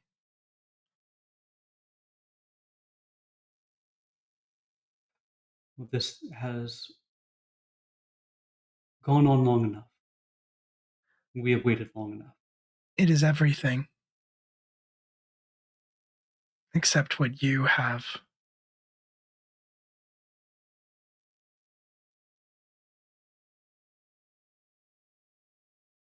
Will, as we continue when this happens, will titles fall where they may? Oh boy. Oh man. Will the titles fall as they may? Must we choose the different titles? We've worked hard and we have a knight at least. He seems very earnest and proud. She puts a finger to your lips and she says, "Shh. There will be time for such things. First, we must fulfill our purpose.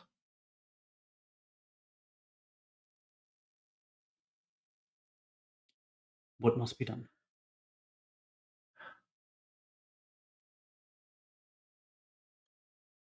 She takes a hand away from Chaz, and she puts it up to your face. She puts it up to your face, Noctis. She cups your cheeks in both hands. She says, "There's so much within me of everything.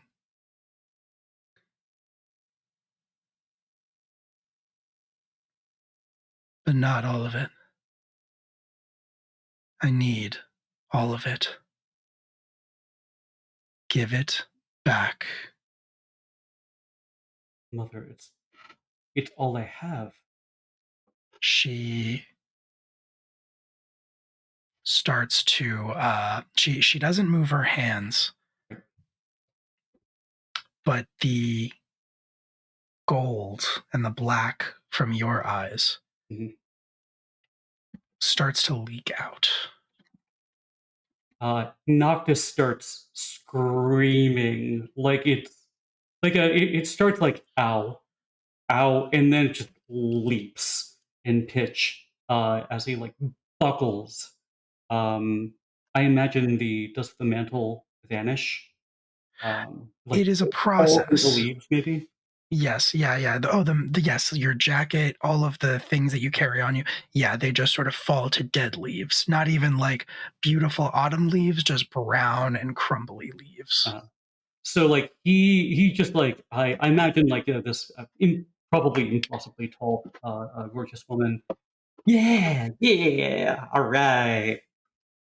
You're just in time. You may have the last vestige of autumn in you, Rouge.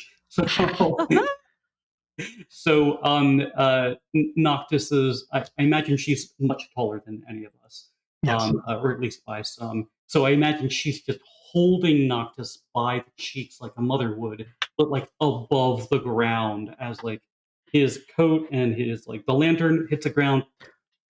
The staff like falls apart, leaves, and then like the mantle just like deteriorates into dead leaves that fall into a pile, and he's just like hanging there, like a foot or so above the ground.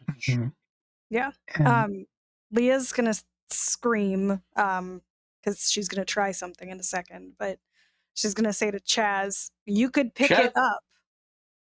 Yeah, Chaz would just be tackling her, shoulder tackling her right now to drop his brother. Like, I don't give a shit about the winter mantle or the autumn mantle, but yeah, you try to tackle her. It is like throwing yourself against a concrete post.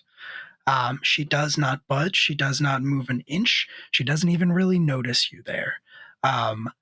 But you're trying to struggle with her. You're trying to wrestle with her, and this gold and black, inky substance almost is sort of creeping up her hands from where it is being pulled out of Noctis's eyes, and sort of winds up her shoulders, where it slowly starts to migrate up to her neck and to her own face, where it will join all of the mass around her own eyes. Actually, I think it's going to seep into sort of like tendrily into her mouth and her nostrils, maybe her eyes too, but it all is just kind of like sinking into her face wherever it can find a place to do that. Can Leah try and counterspell some of this? Leah, you can try to counterspell it, but first thing is going to happen. You see an opportunity for you to do this. You see an opportunity where you can try something before this happens, but you are distracted as there is a crack of thunder and a bolt of lightning strikes the ground behind you. You see Lord Veers standing there with a tall spear in one hand, which he points directly at you, and he says, "You thought that I would fall for your trick. You thought that I couldn't see through a mortal veil. Do you know who I am?" Well, you don't know who I am because it wasn't my veil. You matter not. I am the last lord of the Spring Court. I am its savior. Then he vanishes again in another crack of thunder and a bolt of lightning as he is called away by Ravenna opening the glass bottle. But that distracts you. Entirely too dramatic. Yeah. But that does distract you long enough that when you turn back, you see Cymbeline drop Noctis's limp body to the ground.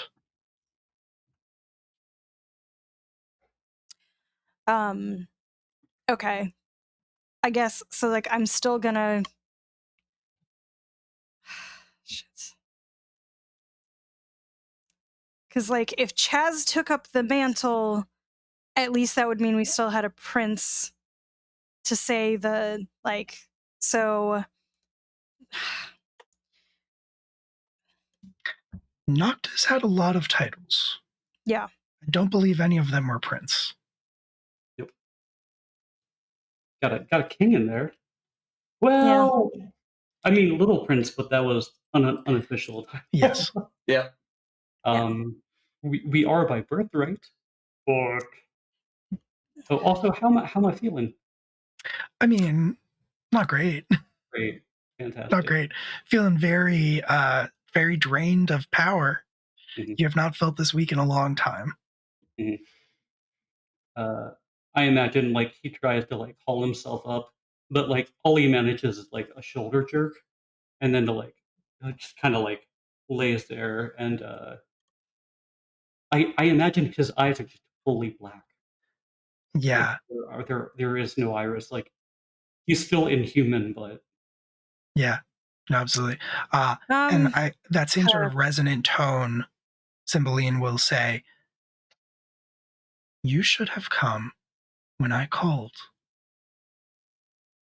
Like, coughs up ichor, and he just says, "I've been here so long. You haven't." And he just kind of like tries to say something else and just gurgles up like black ichor, I think. So. Mm-hmm.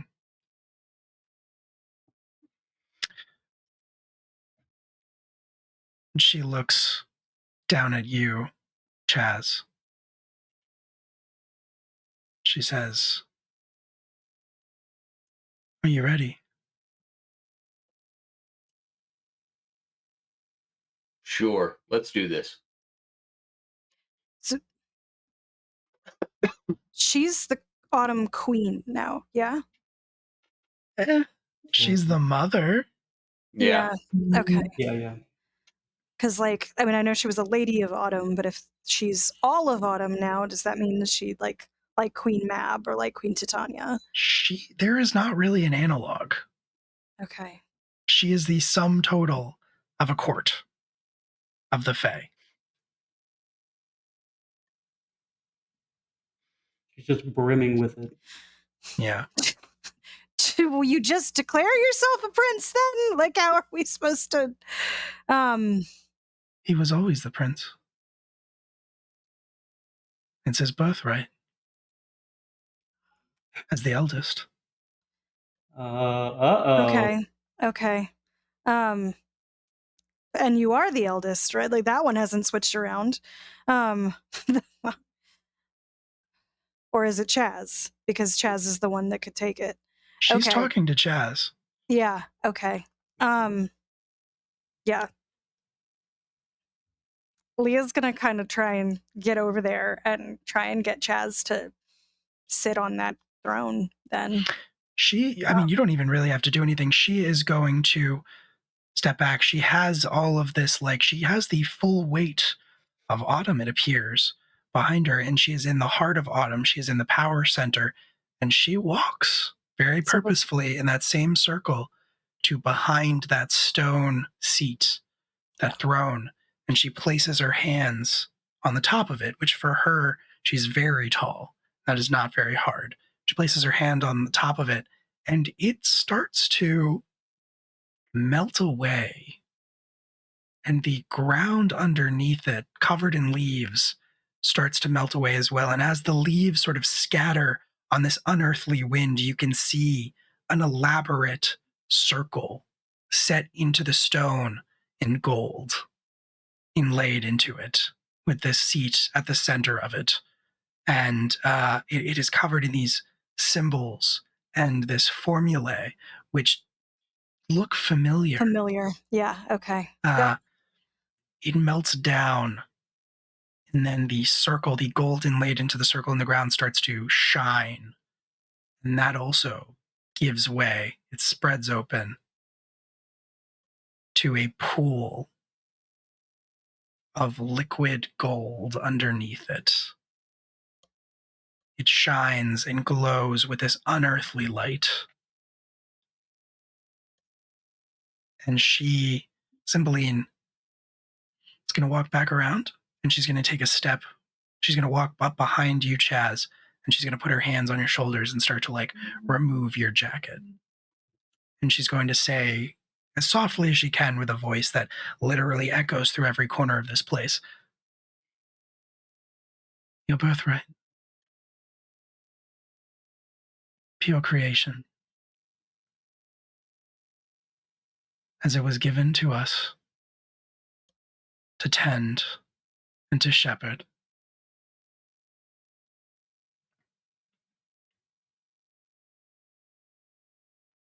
He's going to go along with it for now. Yeah. Okay. She is beckoning you to step into the pool.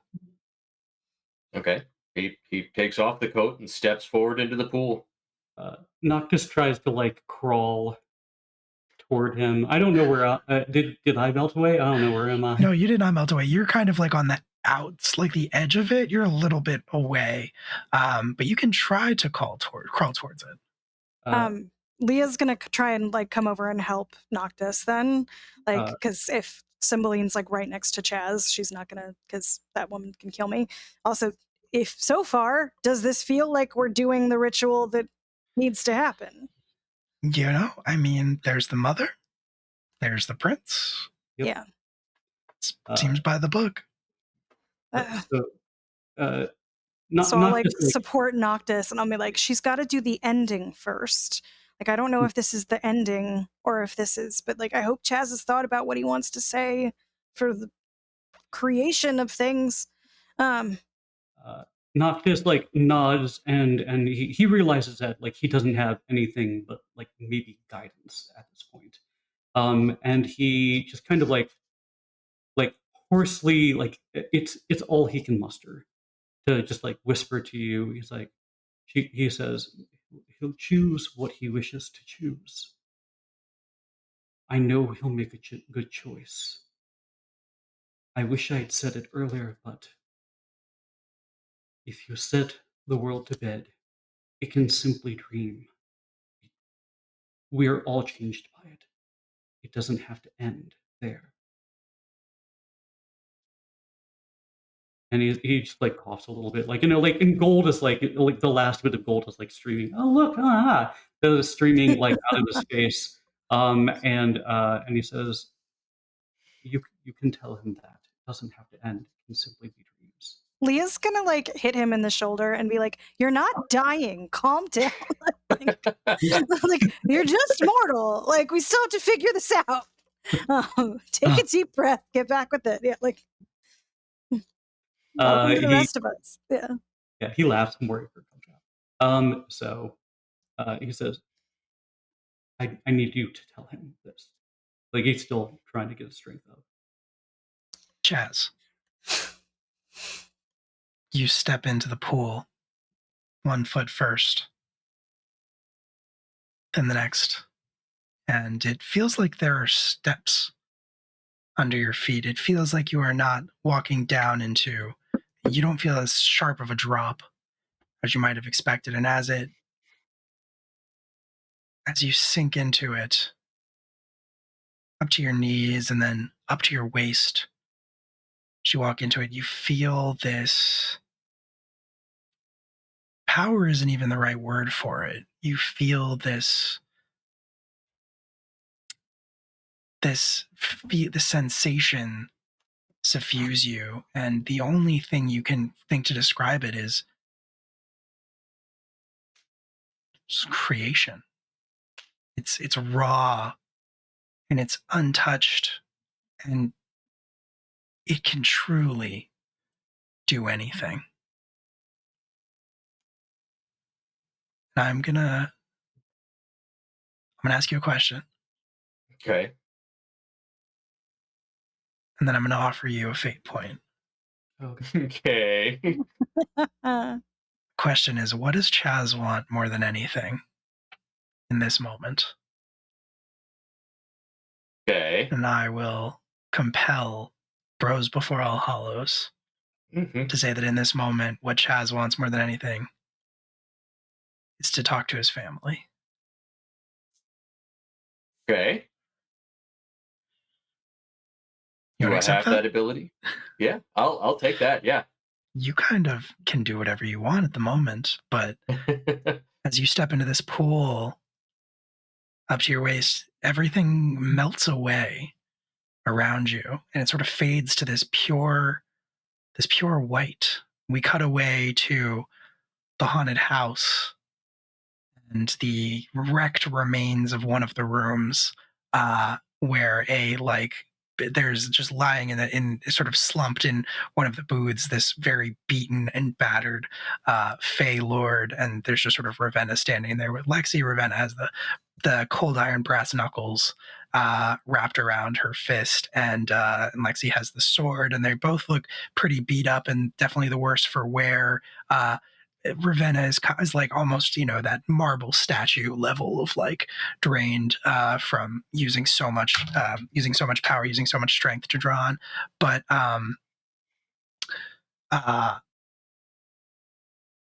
they both vanish. And Leah, from where you are crouched on the ground next to Noctis, you vanish. And Noctis, as drained and weak and as empty as you are, you vanish as well. And the five of you are standing together in this sort of white void. Noctis, you feel stronger. You feel like you're able to stand, you're able to support yourself, but you still feel that emptiness. Ravenna, your hunger is curbed. You don't feel yourself on the verge of starvation.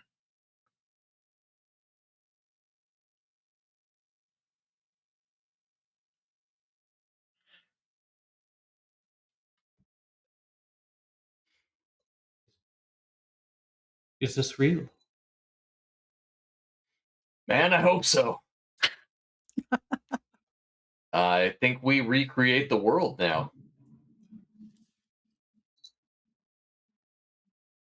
My plan has been to have the sun set on the dreaming populace as they wait for the morning, and then the sun rises on the world the same as it has always been, and the same it has always done,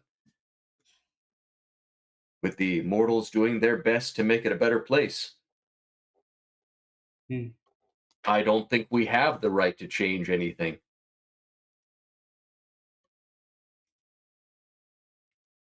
This is an option. You realize Cymbeline is standing there as well, kind of behind you, pretty impassively. She doesn't make a move on you. She doesn't make a move to do anything. She's just sort of standing there, her eyes fully, those veins have spread even farther into her face now. And she has just her arms sort of clasped very sort of placidly in front of her. This is an option. You may do anything. Leah, I would figure that you would like to fix your mother.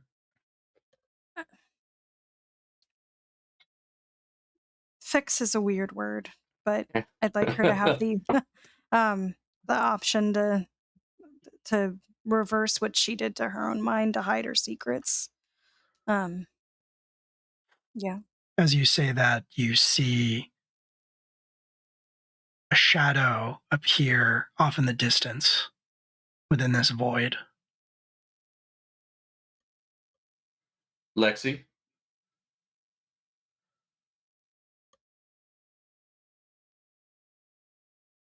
I think you're muted. I just want to make sure everybody doesn't die. That's fair. More shadows, just millions of shadows, billions of shadows appear all around you. Ravenna? Except in their proper time. Yeah. Yeah, sorry. You know what we need. Yeah. I don't mean a this is monkey like paw. Faye. I just meant like right now. Watch the shadows go out.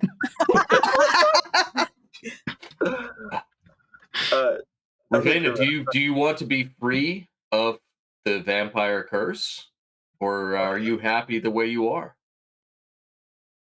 Both are legitimate answers. That's a heavy question.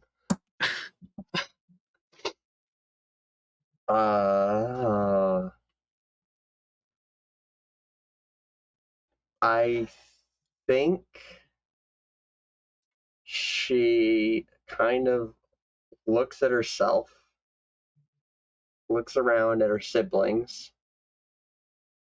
and I imagine even though we're not tired, we still kind of look the way, like particularly Lexi and Ravenna look the way of where they came from, and kind of looks at Lexi and back at herself and what they just had to do and were able to do, and no, I'm part of this family, and this is just who I am, for better or for worse. Okay. Right behind you, Ravenna, there's a shadow. Then you can tell when you look at it that it bears your mother's features.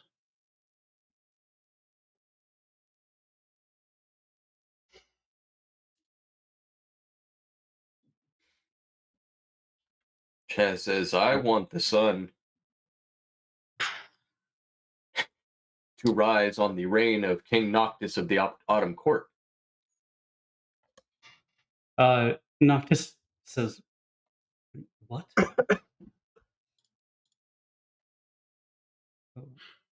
What do you mean?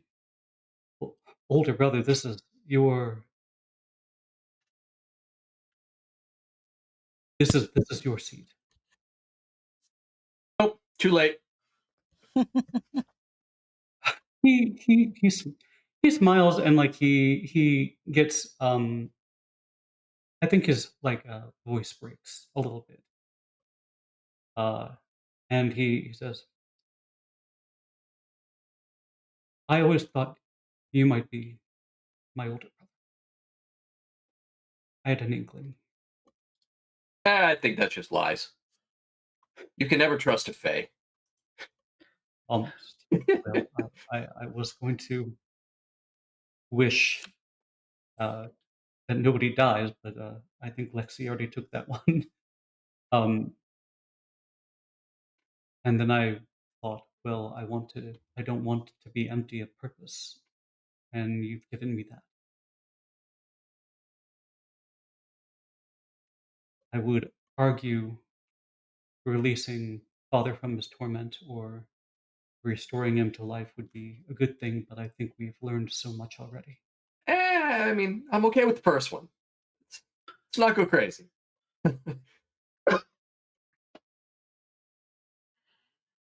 I would wish that he is released from his torment, but I also wish that each season after this remains in equilibrium. According to its season. A shadow appears next to Ravenna's mom. That is the form of your father. And his shadow puts an arm around her shadow.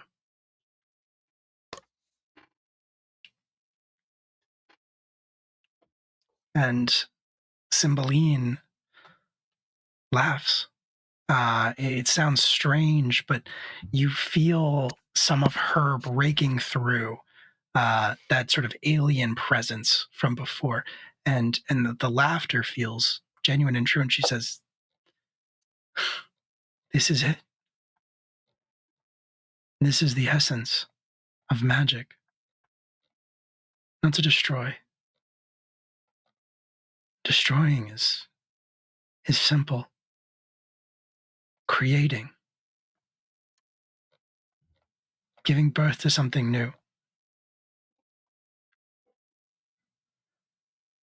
And you kind of just go around and you name these different things. And you don't know how much time passes. You're just saying these things into being, and they're just appearing more and more of these sort of shadowy things. And the more you talk about it, the more you say them, the more substance they gain and the more solid they become and the more real everything starts to become, until you're right back where you were, at the heart of autumn, in this pool. And Cymbeline lays a hand on your shoulders, Chaz and Noctis. She says, "There is one thing left." What is the autumn court to be?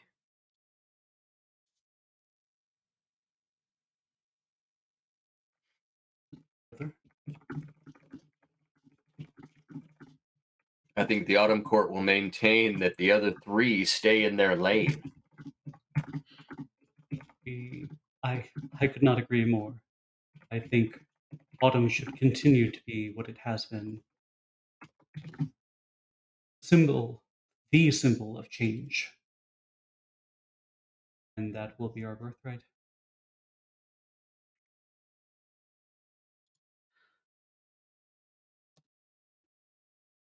As you will it, my little prince.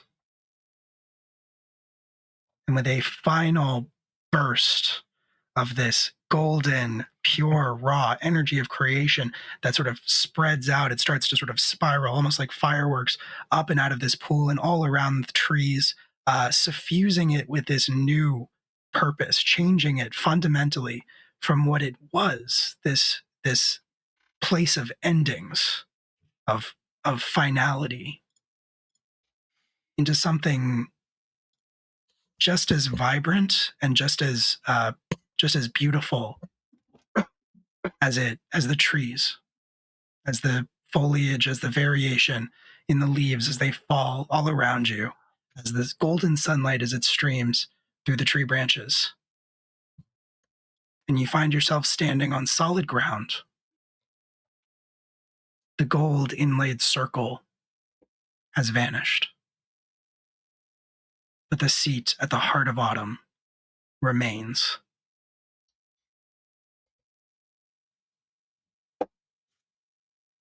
And Cymbeline lays a hand on your shoulder alone, Noctis, and she says, "Would you take your seat, my king?" And he smiles. He's proud. It's not prideful, but like he has a look on his face of somebody doing the job that they were meant to do, and it finally seeing an end.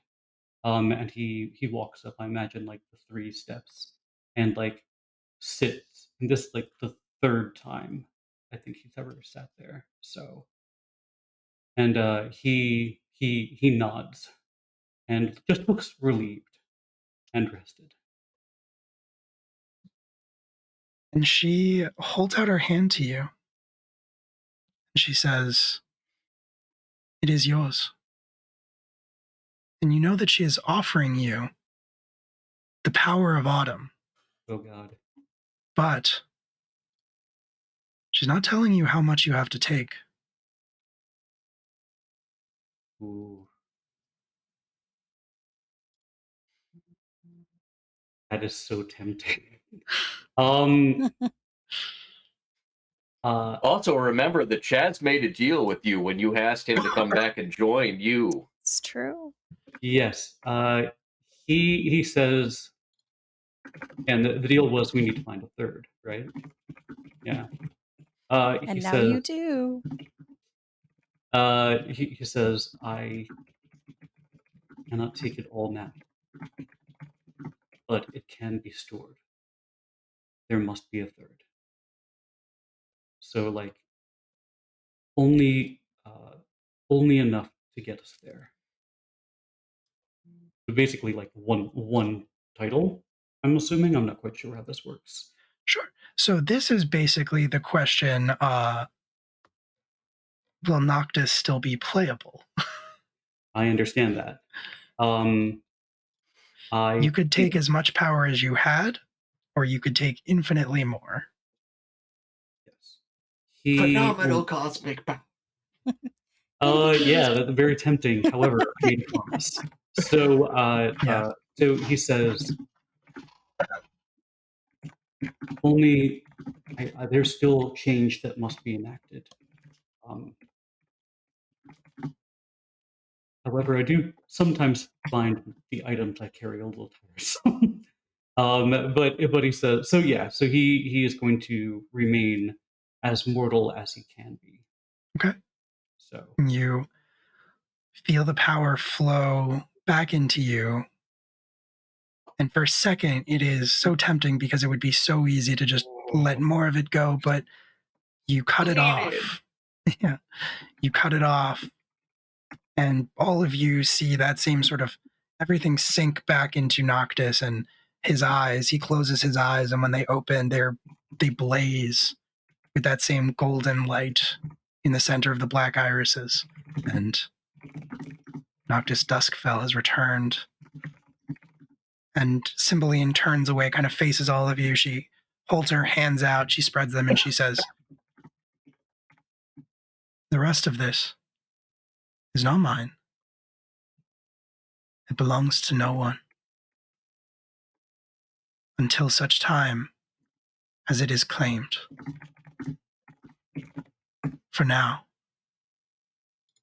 let it be autumn." And with sort of a pulse that sinks down, that thrums down through her body and into the ground, kicks up all of the leaves within visible distance, and this unearthly wind, they all sort of blow up into the air.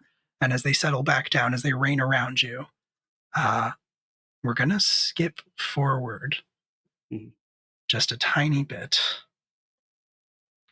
to after you have left the heart of autumn and to the parlor at Madigan Manor, where there's a fire roaring in the fireplace. And it's just the 5 of you standing around. Overhead, hanging over the hearth, is a silver sword.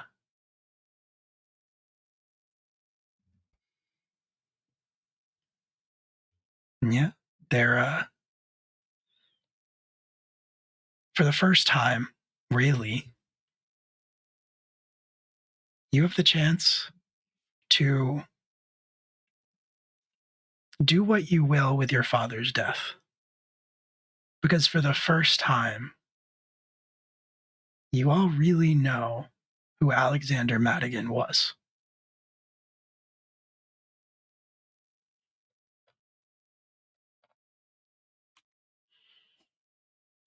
So we keep the house. I think that was the plan. Yes, I'm figuring at this point it's family board game night. We've got us. We're probably all playing, Monopoly or something. There are cookies. Ew, no, making. family board game night should not have Monopoly. Okay. We are playing Horrified. I was going to say Catan, and I was like, let's be friendly. But yeah, Horrified. Monopoly's not friendly. If you played it, get in the comments. It's amazing. It's very cooperative. Classic movie monsters. So yeah, so like it's a cooperative, lovely game that everybody can be. It's Mousetrap, yeah. It's family board game night. It's the 5 of us sitting around arguing over what board game to play while we're pouring drinks and making cookies. Yes, love it. Sure. And sorry, go ahead. I was figuring that we probably had at least invited both my mom and Ravenna's mom. I don't know if Lexi's mother would even vaguely consider the idea of, being part of that. But the Hello. Safe to sure. assume, I think probably safe to assume, right, Rouge, that your mother would Melissa. probably not attend. Most likely, no. Yeah. Also, still not sure Ravenna and her mom are good, just to be clear. So maybe just your mom's No, there. okay, but like we Working it understand a out. little bit more about like her place in the narrative now. Yes. So like, yeah, the having an understanding Efforts. that like, yeah. Efforts may have been made, initial contacts may have been made. But you're sitting around. You're arguing over board games. I'm sure there's alcohol. And Leah, as the most magically sensitive member of your family, you feel a thrum of power, like a guitar string being plucked, as the threshold of Madigan Manor snaps into place. And for a second, out of the corner of your eye, you could swear you saw a swirl of sparks from the fireplace that looked a lot like your father. And that, I think, is the Madigans. So, well, thanks everybody. Thanks everybody for joining, and all of you all for playing. This, I think, ended up being pretty special. Yeah. Yeah. Cool. All right. I'll find words eventually. It's all good. It's late. That It's was later pretty than we great. normally go. Thanks everybody for sticking around and for letting us go a little bit long. We have been live from the apocalypse. Let me pause the very tear-jerky music. That'll help probably. We have been live from the apocalypse. We play tabletop games to raise money for nonprofits and aid organizations and things like that. This has been the Oh Madigans. man, and look how close we are. 1,900 of $2,000. Oh my god. Nobody Yeah, better just donate fucking $99. Grip it, baby. Fuck. Okay. Slap Cool. that down, dude. Yeah, crack one for the big boy. Okay. I love Who the it. Anonymous. Thank It you, was Anonymous. anonymous. Timing couldn't have been better if we planned this. That was sus enough. I was starting to be like, Chris. No, I did not plan that. That would have been perfect if I did. I won't lie. Oh my god. Chris, are you gaslighting us? Was it? Oh no! Well, thanks, anonymous donor. We have reached our goal. Holy shit. We'll clip that, I guess. 'Cause that's incredible. Fuck. Okay. Fuck. Worth every This has minute. been Absolutely. We did it with the power of imagination and friendship.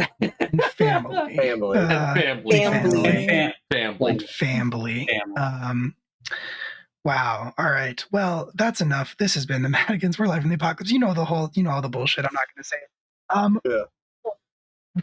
In the order of the ages of our siblings, and do some outros and plug some stuff if you want to, or you can just say goodnight. But thank you so much, everybody, for being here. Stick around. We're going to raid somebody. We'll figure out who in just a second. But that means, Chris, you're going first. Thank you for watching. We had a blast playing for you. I hope that you tune in 2 weeks when we get back to the Neverwinter Knights. But the Madigans has been so much fun. And if you want us to keep going and we can convince Will to keep storytelling, let us know on the Discord. That is true. You should do that. You should absolutely do that. It wouldn't take much, honestly. Let's be real. Joe, what you got going on? Not a lot. Hey, I'm Joe Gates. I'm a Philadelphia-based performer, doing things just to get smiles on folks' faces. That's all. Nothing huge coming up, but if you check out the comedy at Comedy Showgates, that is where on Instagram. You can also find it below, as will remind us. Yeah, check that out. Follow that. It might just be posts about maybe this, maybe Veil Breakers instead.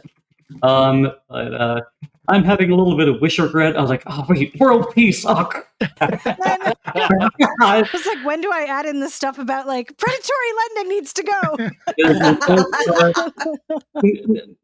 Everybody gets at least a little bit of happiness. No more depression. So that's me. So thank you for watching. You could have been anywhere. Thank you for being here. Absolutely. Yeah, if you scroll down a little bit on the Twitch page under the Madigan section, you'll find everybody's stuff. Liz. Yeah. Hi, I'm Liz. You will not see me back. We return in 2 weeks, but it was incredible getting to play with this group. This game was amazing. I had to figure out something else to be in now because I can't have only one game on the channel. That just doesn't seem right. God forbid I have free time. But keep your eyes out. I'm going to do some fun stuff with Exquisite Corpse Presents for Pride, so that should be pretty fun. And that's about all I got going on. And yeah, this has been incredible. Thank you all so much. Thank you. Rouge.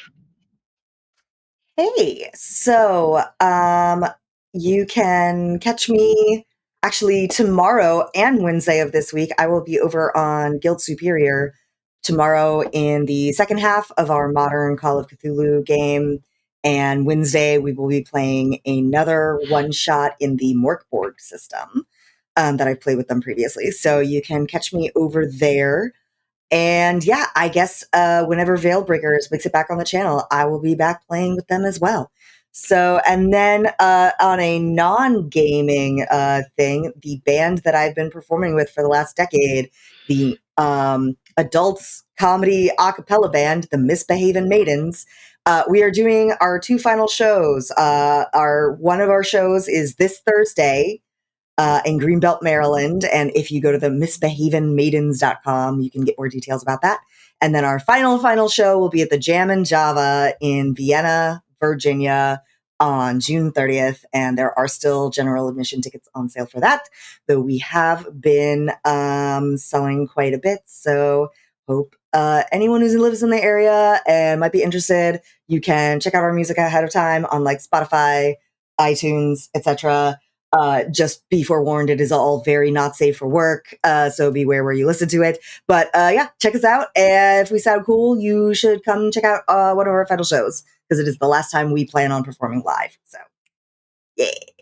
Hell yeah. And Victoria. Hi, I will be here with Veil Breakers when Veil Breakers returns as a very different character, so that's going to be a fun transition. It has been really great to do Madigans. I also have like that little itch of like I should run another game coming up. So we'll see how we do. But this has been awesome. It's been wonderful to reach the goal for First Nations. So that is delightful. I don't have anything upcoming other than what is going on with this right now, so I don't have anything to plug. But it has been really awesome going through this with the Sibs and with Will, and we are glad that you came along with us. So, yeah, thanks everybody. We sure are. We absolutely are. Wow, so much to do. Hi. My name is Will. Thank you so much for being here. This was amazing. This was really special. There's a lot of stuff coming up on the channel. First off, there's a social media handle that will be right back there in a second at @WillMScream on all platforms. If you want to follow it, if that's your thing, that's fine. But mostly, I'm here at Live from the Apocalypse, one of the organizers and the storytellers. I will be back on Tuesday as we get back into Class Reunion, which is our game about 5 high school students, well, 4 kind of high school students from Ohio who have been trapped in a fantasy world for 10 years. We left off at the start of a massive, insane combat. It's going to be very interesting to see what happens with that. And then Wednesday, you can check out the first session of Founders Day, which is run by our friend Alex from Backwater Tabletop. He has a game that's coming out called Backwoods, which is in their post-apocalyptic America setting. I think this is set in New England. We had session 0 for today. It's going to be fun. There's a lot of horror elements to it and a lot of really fun stuff. So check that out on Wednesday, Founders Day, for our Backwoods playtest. And then I think we will be back on Friday with a season of Secrets and Shadows, which is our Regency Monster Hearts game. I will be in that this week. Yes, this is my week to do that. And then Sunday we'll be back recording new episodes of Academy H, which is our Masks Actual Play podcast. So check that out. And if you want to hear Julia's wild pre-stream rant, also check out Class Reunion on Tuesday. Academy H is a podcast also that you can find on all your platforms, and so is Cryptid Community College, our Monster of the Week game. We just released an Office Hours episode, which is a collection of bloopers and outtakes. It's pretty funny. It's very good. You should check it out. And I think that is going to be it. I guess all I'll really say, aside from thank you so much for helping us reach our goal for the First Nations Development Institute, is you don't have to have the family that you're born with, but sometimes it works out that way. And how do I make myself go away? There we go. All right, cool. We're going to disappear in just a second. You should family 3 times. Family. And then they'll appear in the bathroom mirror. You should follow us on social media if you're not already. You should join the Discord community if you're so inclined. It's a nice place full of great people. And we are going to hop over and raid our friends at Negative 2 Charisma. They are raising money for NAMI, which is the National Alliance in Mental Health, or Mental Issues. I don't remember what the I stands Illness, for, I think, but right? illness, mental illness. There we go. Yep, that is it. Not issues. That would be rude. It's not that. We're going to hop over there and say hi. Thanks for hanging out, everybody. Hope you enjoyed yourself. There are 2 red messages in the chat. If you just so happen to be subscribed, you can grab the first one. Otherwise, feel free to grab the second one with the raccoons. But on that note, say good night, Madigans. Good night, Good night, Madigan. Madigans. Madigans. Good night.